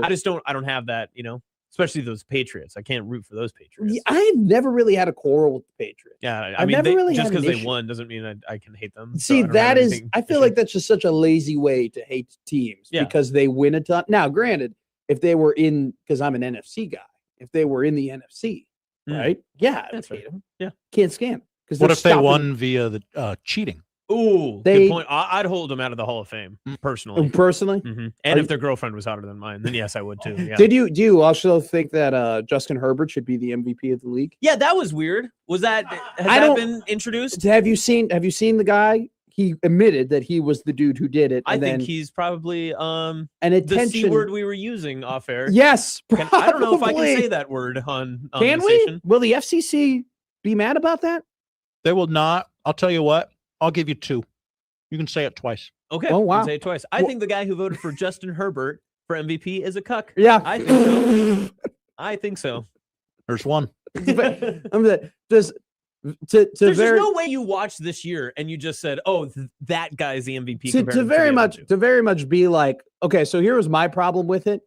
He had drafts ready to go and explain why. And it was very attention whore behavior. Wow. Okay, it was. Said the W word. It was. Right, and which that is very cuck-like behavior from That's him. the second one. There's 2. I'm closing shop We're on it. done. We burned it down. That was too fast. I mean, you can't go ahead and that's like putting a carrot in front of him. Yeah, that's fair. No, and like it was just very weird behavior. It was very like he's like, are you a Star Wars fan? Yeah. He's like Rian Johnson writing The Last Jedi, where it's like he tries to reinvent Star Wars in 2.5 hours. This guy tried reinventing how we vote about the MVP, and we were supposed to be like, "Oh, you're so smart." Well, and I'll be completely fair. I thought it was Matt Stafford like running away. I didn't think it was a Drake May or Stafford argument. I thought it was a Stafford. Really? Yeah, I really did. I was a Stafford guy. I thought Stafford should have won because he played in the greatest division maybe of all time this season. The NFC South? The NFC West. Oh. Okay. I thought it'd be 2-1 Stafford. And he and he beat those teams 3 times. And then, like, now granted though, May's stats were incredible this season, especially like QBR and rating and everything like that. I wasn't surprised it was close. Mm-hmm. I was kind of surprised that Vegas was so off though on the odds. The odds had Stafford minus 160 and Drake May almost a 2-1 underdog. Right. That's typically they're pretty they're pretty good about having the odds. They were off big time. 2-1 to only lose by 1 vote. To be fair, the MVP race is usually one that's like super far and away. Like you usually have like a very far ahead front runner. So it's probably the first time in a long time we've had a race that actually came down to the wire. Well, you know what? Last year the Lamar Josh Allen kind of came down to the wire too. Like there were a lot of people thought Lamar won. Yeah, but a lot of people were pretty much riding for Josh Allen. Like it felt like that was like there was a vested rooting interest. Right. Matt Stafford does not have the horses behind him like Josh Allen. Yeah, he's got Rams. That was a good one. Thank you. Can we? He trots those daughters of his out like meat you shields. can't- Like, love me. Anytime Matt Stafford's in He any doesn't type, treat him like meat shields. Well, by no, the he way. does, because anytime he's in any type of like media issue, he's like, "Oh, my family's here, by the way." And then Kelly gets on her podcast and talks about that is stuff. that is an issue that I like. Out of all the things that have dawned from social media, okay, the wags becoming a big deal in sports. I'm going to be honest with you. I don't give a crap about your Wow, wife. you're anti-call her daddy, Wow. huh? No, Women be talking. Am I right? Wow. No. Matt, very progressive of you. Stop. I'm not anti-women, You sure and you I'm wouldn't- not anti-women. in We really media. twisted that take around in record time. I'm not worried about the opinions of women. Oh, who- clip that right there. Done. Clip. Not worried about the opinions of women. I'm not worried That about. going to stay very. You're going to be on Not Gonna Lie next week. I'm not worried about WAG's opinions. Okay, I'm not worried about the opinions of the people whose greatest accomplishment are who they married. Okay, I'm not. I'm not. And that goes for women and men. Wow. I'm not. So my greatest accomplishment in marrying my future doctor wife, you would say that that's not a big deal. I'm. How do you feel about Zach I Ertz? appreciate. Wait. I appreciate. Okay, so that's the thing. Whose opinion in that relationship do you take I stock value in? both of their opinions because they're both incredibly successful. Same thing with Dansby Swanson's Yeah. everything like that, and stuff like. And also too, like I could argue that there are women in the NFL who are wives of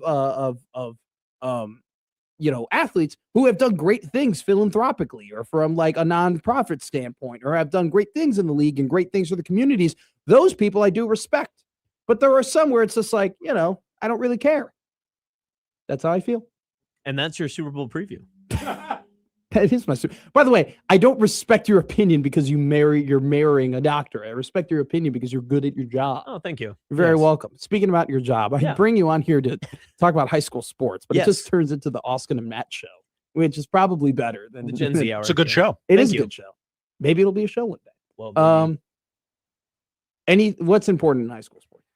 right now, we've been talking about the high school basketball scene, and I made a video about it for Herd at Sports and NEB Preps earlier this week too. But it looked like at the end of last week that Lincoln was probably trending closer and closer to getting their first Class A state title in over 20 years. But then you get done with the HAC championships, you get the number 1 and number 2 teams in our rankings, not only computer but also in our coaches polls, and Lincoln Southwest and Lincoln North Star. Yeah, and they just get kind of the brakes beaten off of them when they travel to Omaha then on Tuesday. And it probably is a HAC championship hangover a little bit for both sides. Creighton Prep is a great team. Yeah. Omaha Central's a very talented roster, but they have taken a lot of lumps this season, and they throttled North Star. I mean, that was a game that just never felt like it was in control for the Navigators. North Star responded well. They got a win on Thursday. Southwest has some big matchups coming up this weekend as well. But we're kind of still stuck in this rut of not a lot of teams are separating themselves in Class A boys basketball. Like it. When you look across kind of the field as it is, very excited to see where we end up next week with Heartland Hoops. But that state tournament and especially district playoff bracket is going to be so monumental on which teams have the best chances to get to state. Okay. So I love that in terms of like what draw do you have on what sides of the 100%. bracket? I think that is like when it makes great regular seasons because Yes. each game matters so much more. And then like I think also too that I think football, and you can correct me where I'm wrong, because once again, like this is your realm way more than it is my realm. But I think that the fact that the Class A state championships in football and it not being very competitive fair. probably does well for basketball in a way, because people have been clamoring to see some of these schools in Class A like fight and really have a chance Yeah. to win any state title, and that they went months without really having that taste in their mouth and that kind of the want and fighting and clawing and gnawing and trying to win a state title, because winning a state title is awesome. Like, that is like that is the one thing that I think that I don't think I appreciated enough when I, coming from Chicago, that's a really big city in terms of like how much winning a state title means for a community. Yeah. And the fact that you have all these teams in Class A in basketball fighting for that, it's going to like come down to the wire. That's awesome. Well, and I love the fact too, state basketball is so unique because almost the state appearance means so much more, because in Class A you have 32 teams. Yeah. For football, that means half of the classes or half the schools are getting into the postseason. Sure. Which sometimes it is a bigger deal. Yes, 100%. But there are other times that you're getting 14, 15, 16 seeds that like, yeah, they're getting in, but they don't have a shot. Exactly.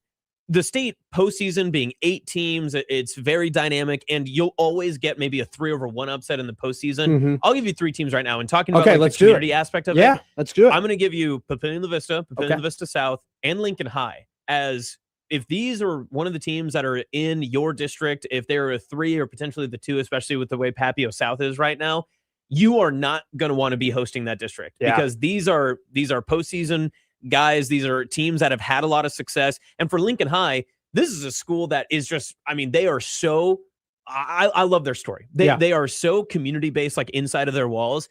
And the fact that Lincoln High very routinely gets overlooked by a lot of the exterior schools that are around Lincoln Public Schools. They hosted the HAC championships, didn't perform up to the way that they would have wanted against Lincoln North Star, but they have performed very, very well this year. I'd be very excited to be able to see like kind of how those ones shake out. And again, if they're a 3 and they lose to a 2, they still had a great season. If they're a 2 and lose to a 3, no shame in that. Sure. But I think that those are 3 teams that really could cause a lot of trouble, especially when you get into those postseason brackets. Dude, the less teams in the postseason, the better. I've always been. There's nothing I hate more than expanded playoffs. And I'm not like trying to crap on like Class A football or anything like that. But I love it when you have 32 teams fighting for 8 spots, right? Only 25% get to the playoffs. That's stakes, man. Like that's awesome. I love that. Austin Jacobson of Herd at Sports. We joke about the TikTok hands, but you're one of the gems of the business. Yeah, we try to. Before I go, state wrestling duels are also this weekend too. So big one. Beautiful. Creighton Prep, they're going to face Grand Island Senior High likely in the semifinal. That's going to be kind of the biggest draw for the weekend in Kearney. I will be out in Kearney. I'm going to cover the Fort Kearney Conference. Hell yeah, let's go. So I'll be out there, and I'm missing a diaper keg to go. So I know that's not the very Matt McMaster way of doing things. I know. What's a diaper keg? Oh boy. Oh no. You don't know what a diaper keg is? I've never heard of a diaper keg. Josh, you're the dad of the show. What's a diaper keg? Can you assist? It's like a baby shower, but it's just diapers, right? Yeah, you Is just that my give diapers understanding? to the couple, and then they usually buy beers for you. Hell yeah. Yeah. Growing up in a Latin family, right? There was nothing better than like the cousin's 3rd birthday party, like that was always the celebration. So that sounds like that, which I'm a big fan for. That sounds like the Nebraska version, the white version. That's a of great that. take, actually, because a first birthday, a second birthday, a third birthday, there is likely to be alcohol. At Oh that my party. God, there's so much alcohol. Like There's 5, 6, 7, not so much. No. Yeah. That's right, 6, 7. But like there was nothing better than it's like, Alejandro's 2nd birthday party. We're all going to Deanne's house. They're roasting a pig and they're all drinking beers. I want that to be the updated version of when inevitably they make a Godfather series on like HBO Max. Yeah. That will be it, where it's less like, You know what? they go to the 3rd birthday party. We're running out of, I'm very worried that we're running out of mob and mafia TV movies and TV shows and movies, because all of the Italian American actors that we're used to being in those films are like old now. Yeah. We need to find a new genre of like, that is like the classic. Every time you have that type of genre, like you want to tune in and watch. Yeah. It's all about genre now. It's not about movie stars. Just ask Tom Cruise. I agree. I actually do disagree with that. I totally agree with that. Yeah. I'm way more attracted to a genre than I am a actor. I think the only yeah, Damon's your only. Damon's my guy. Where it's like if it's a Damon movie, I'm in. Like, That's I'm the going. least shocking thing you've ever said. That is quite Right? literally the least shocking thing I've ever heard you say in your life. Like Why? if I saw you in a lineup, they're like, which one of these guys loves Matt Damon? I would pick you in a heartbeat. All right, well, that's where we end this segment here with Oscar Jacobson on Middays with Matt on 1620 Zone. Coming up next, it's the next best segment other than Wacky Guess Wednesday in Omaha radio. It's the Odd News with Josh Oddson here on 1620 Zone.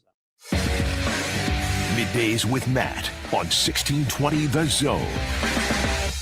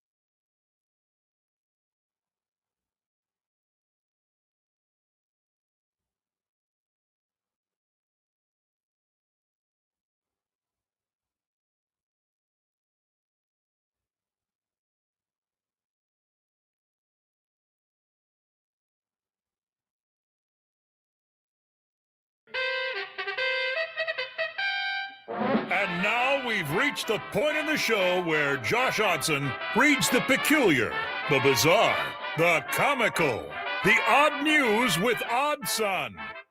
Odd news, Oddson. See what we did there?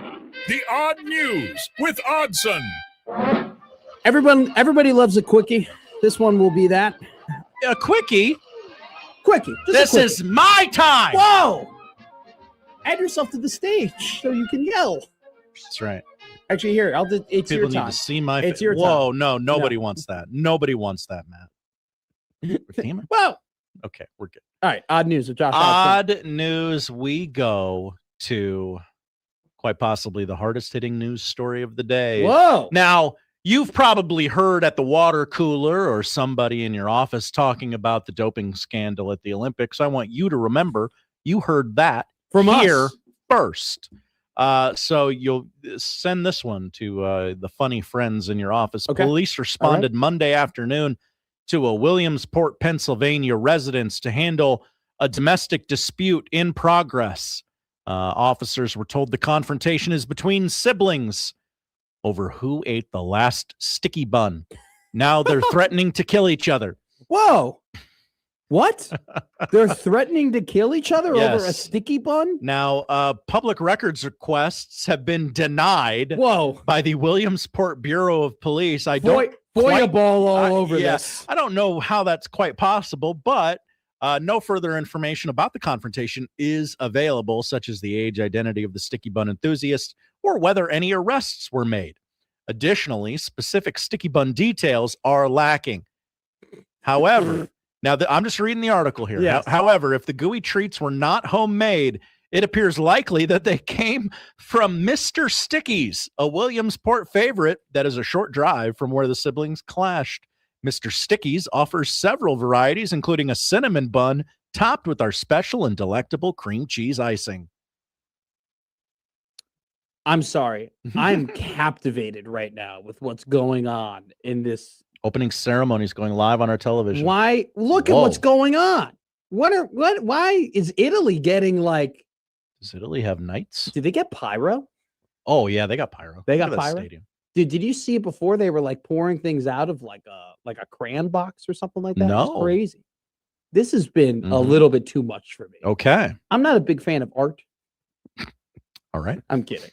But this is one of those where it's like The opening ceremonies of the Okay. Olympics always a little artsy. Yeah, but it's always like you have to find the deeper meaning. You know, you don't. Your small brain can't comprehend. Just light the torch and tell me that they're going to play. Okay.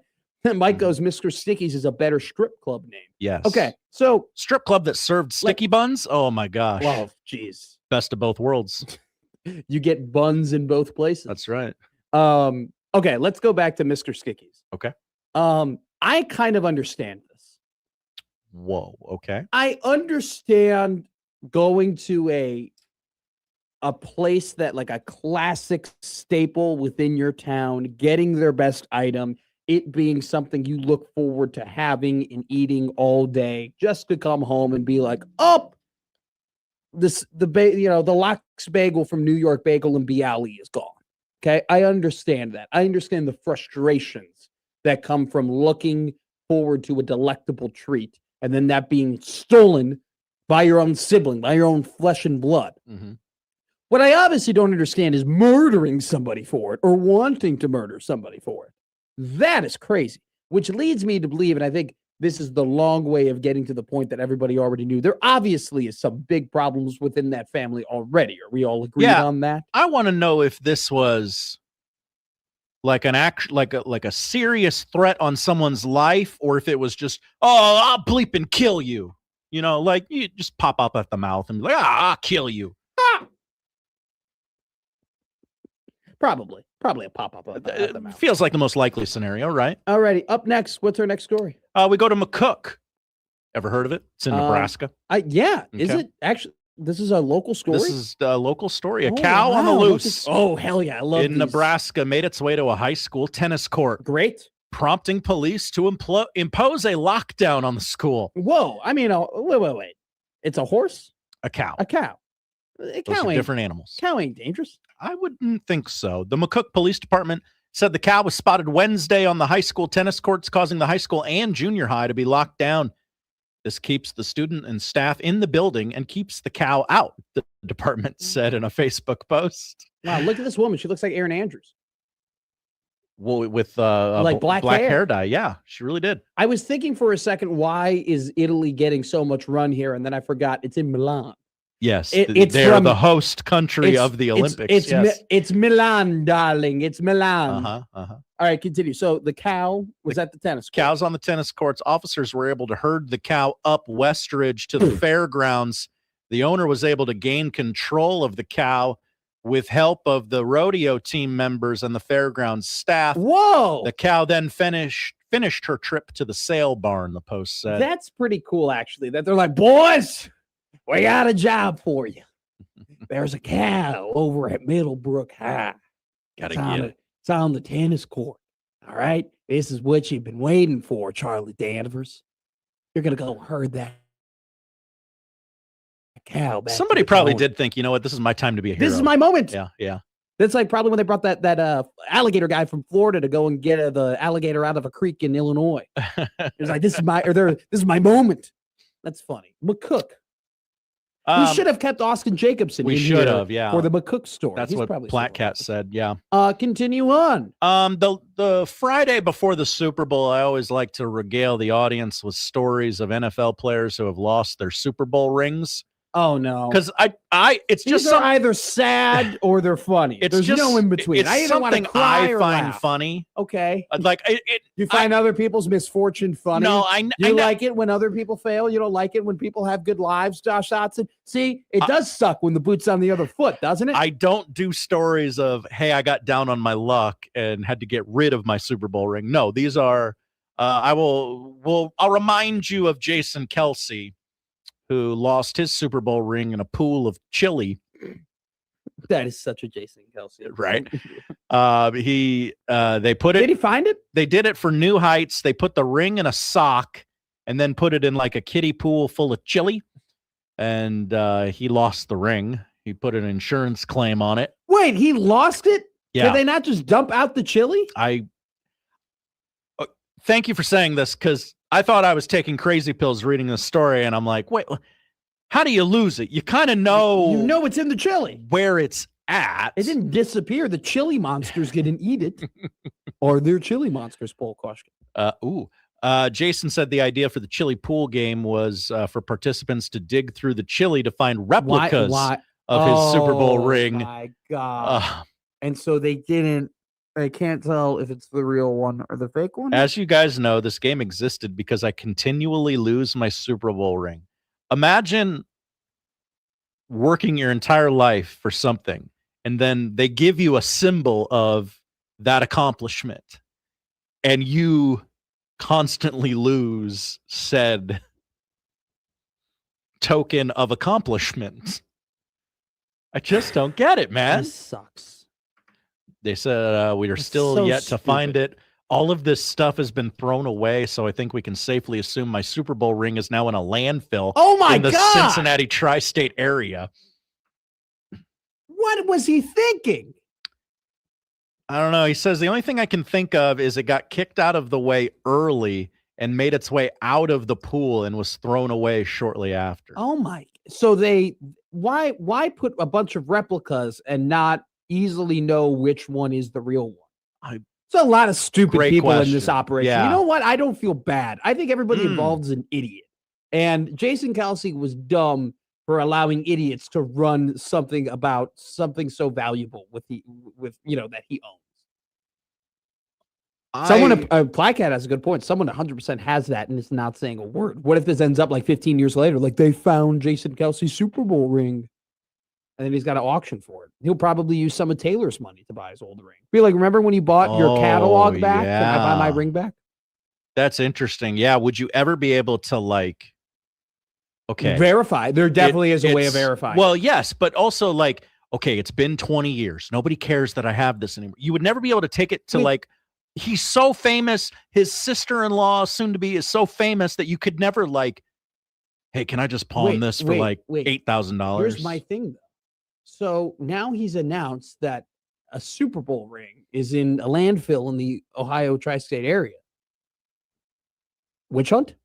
People going after it? Treasure hunting? That ring's a lot of money, man, especially dig? now that it's been lost. If you find his ring, that'd be interesting. Would he pay to get it back? Yes, he would. He has enough.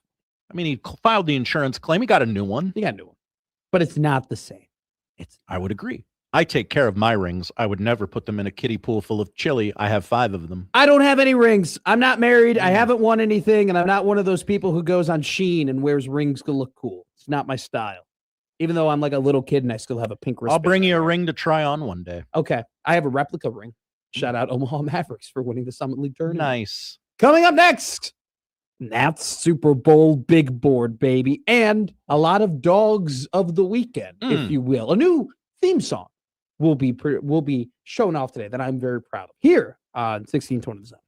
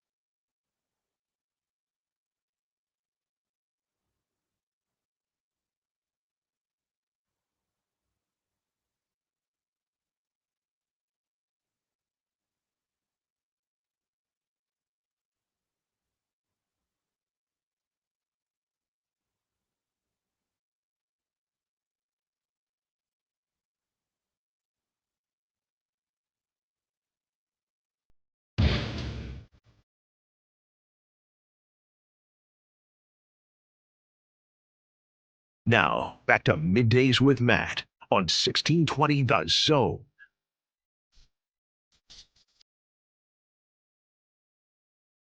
Okay, we're live. Yeah, we don't record anything here. No, I know, but I'm a mess. All right. I didn't really think this through. Let's do, are you ready for what to watch? Stay ready. You don't have to get ready. Okay.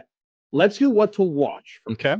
What are we watching this weekend, Josh Odds? There's a lot. There's a lot. There is. There's a ton. So let's do that first. It starts with the Super Bowl. Whoa, really? Yeah. I thought it would end with the Super Bowl. Bold pick by me, I know. Patriots Seahawks 5:30 on NBC. Pre-game coverage begins right here on 1620 The Zone at 11 a.m. That's right. Men's college basketball, number 3, UConn. Number 22, St. John's. 7 o'clock tonight on Big Fox. Looking forward to that one, actually, from the Garden. Number 9, Rutgers. Not number 9, Rutgers. Number 9, Nebraska is playing Rutgers tomorrow at 11 on BTN. Seton Hall and Creighton, 5 o'clock tomorrow on Peacock. Coverage begins on 1620 The Zone with Shoot Around with Austin Jacobson at 3:30. Pregame on 1019 The Keg and 1620 The Zone begins at 4:30 with a 5 o'clock tip-off. Number 4, Duke. Number 14, North Carolina, 5:30 tomorrow on ESPN. Number 5, Illinois at number 10, Michigan State, 7 o'clock tomorrow night on Big Fox. Women's basketball, the Huskers host number 22, Maryland, 1 o'clock tomorrow on BTN. Creighton hosts Marquette, noon Sunday on FS1. Number 2, UCLA is at number 8, Michigan, 2 o'clock Sunday on Big Fox. And at that same time on ABC, number 19, Tennessee at number 3, South Carolina. NBA this weekend. Tonight on Prime, it's Knicks, Pistons, followed by Clippers, Kings. That's right, the worst team in the league. The Sacramento Kings have a televised game tonight. Better options tomorrow on ABC, 2:30 Rockets, Thunder, 7:30 Warriors, Lakers, and on ABC Sunday at 11:30 Knicks, Celtics. Softball, number 10, Nebraska, going on right now against Washington, but later today, 6 o'clock. Big one. 6 o'clock tonight. Yeah. And 3:30 Saturday, I number know, 1 weird. Texas, ESPN Plus. And finally, the Olympics. The opening ceremonies are on NBC right now. It re-airs at 7 o'clock, and it will also be the show that follows the Super Bowl. Mike Tirico, I'm going to go ahead and guess no one's ever called the Super Bowl and then done Olympics coverage in the same day. He will do that Sunday following the Super Bowl on NBC. What a stud. Our very good friend Noah Eagle will be on the pregame for NBC. Hello. So shout out Noah. He's not on the Dead to Us list. On the very much alive to us list. All right. Alrighty. Ever burgeoning. Here we go. I'm going to toss this over to you. Okay. All righty. What do I do? Just hold it up, baby, because we have Matt's big board and our dog of the day. All right, folks, let's talk right now. I'm going to kill your bookmaker. I'm going to rip his throat out. I will blow this man out. I will step on his throat until the man chokes. Let me tell you how. Dog. Winners. Dog. Winners. Dog. Winners. Dog. Winners. Dog. Winners. I'm on a roll. Dude, you gotta love dogs, right? All righty. Dog of the days, baby. Dog of the weekends.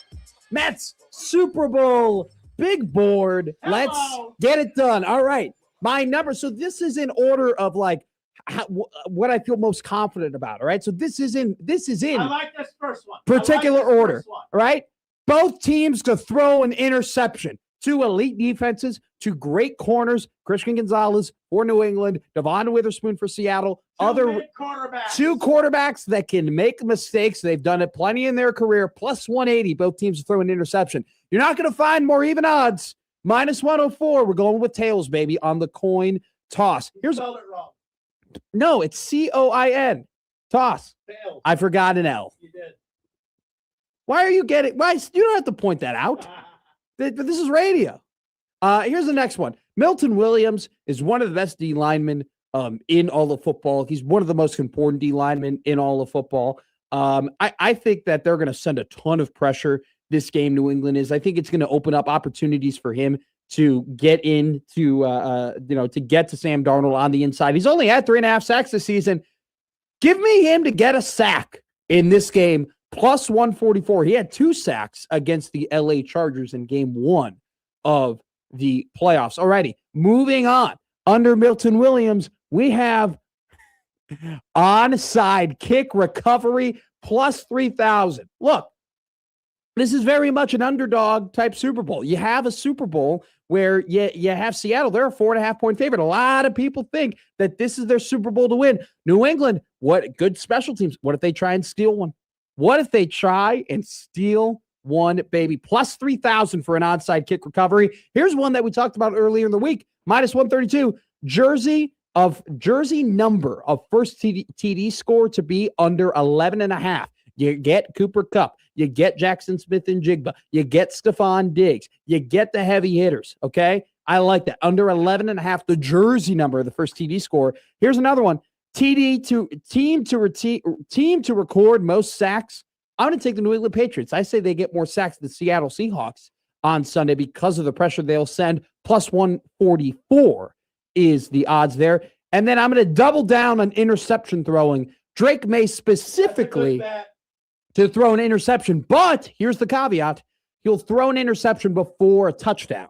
So he throws the INT before he throws a touchdown. If he throws an INT after he throws a touchdown, it doesn't count. No. This is before the first touchdown pass, plus 215. My final bet, one of my favorites, a next-gen bet. Rashid Shaheed to top in over 19.5 miles per hour. His fastest run speed will be over 19.5 miles per hour. What if he takes a big kick return? We did it against San Francisco. What if he does it against New England? He'll top out over 19.5 miles per hour run speed. That is the big board. Let's play it again. Because it's so beautiful. Where's my mouse? Where's my mouse? There you go. You got it. All right, folks, let's talk right now. I'm going to kill your bookmaker. I'm going to rip his throat out. I will blow this man out. I will step on his throat until the man chokes. Let me tell you how. Dog. Winners. Dog. Winners. Dog. Winners. Dog. Winners. Dog. Winners. I'm on a roll. Dude, you got to Love a dogs, dog, right? Dog of the day. That was Middays with Matt's Friday Super Bowl edition. That was Middays with Matt all week, baby. Enjoy the Super Bowl. Enjoy the football. Enjoy the basketball. Enjoy the softball. Enjoy the wings, the beers, the pizza, the sports. Enjoy it all. Thank you so much for listening to Middays with Matt. All week here on 1620 The Zone. The crossover is up next. And before that, don't forget to enter online at 1620thezone.com for a chance to win $5,000 and to get your S Together sweepstakes. 1620thezone.com to enter. Now the crossover that can cover all your betting losses is up next.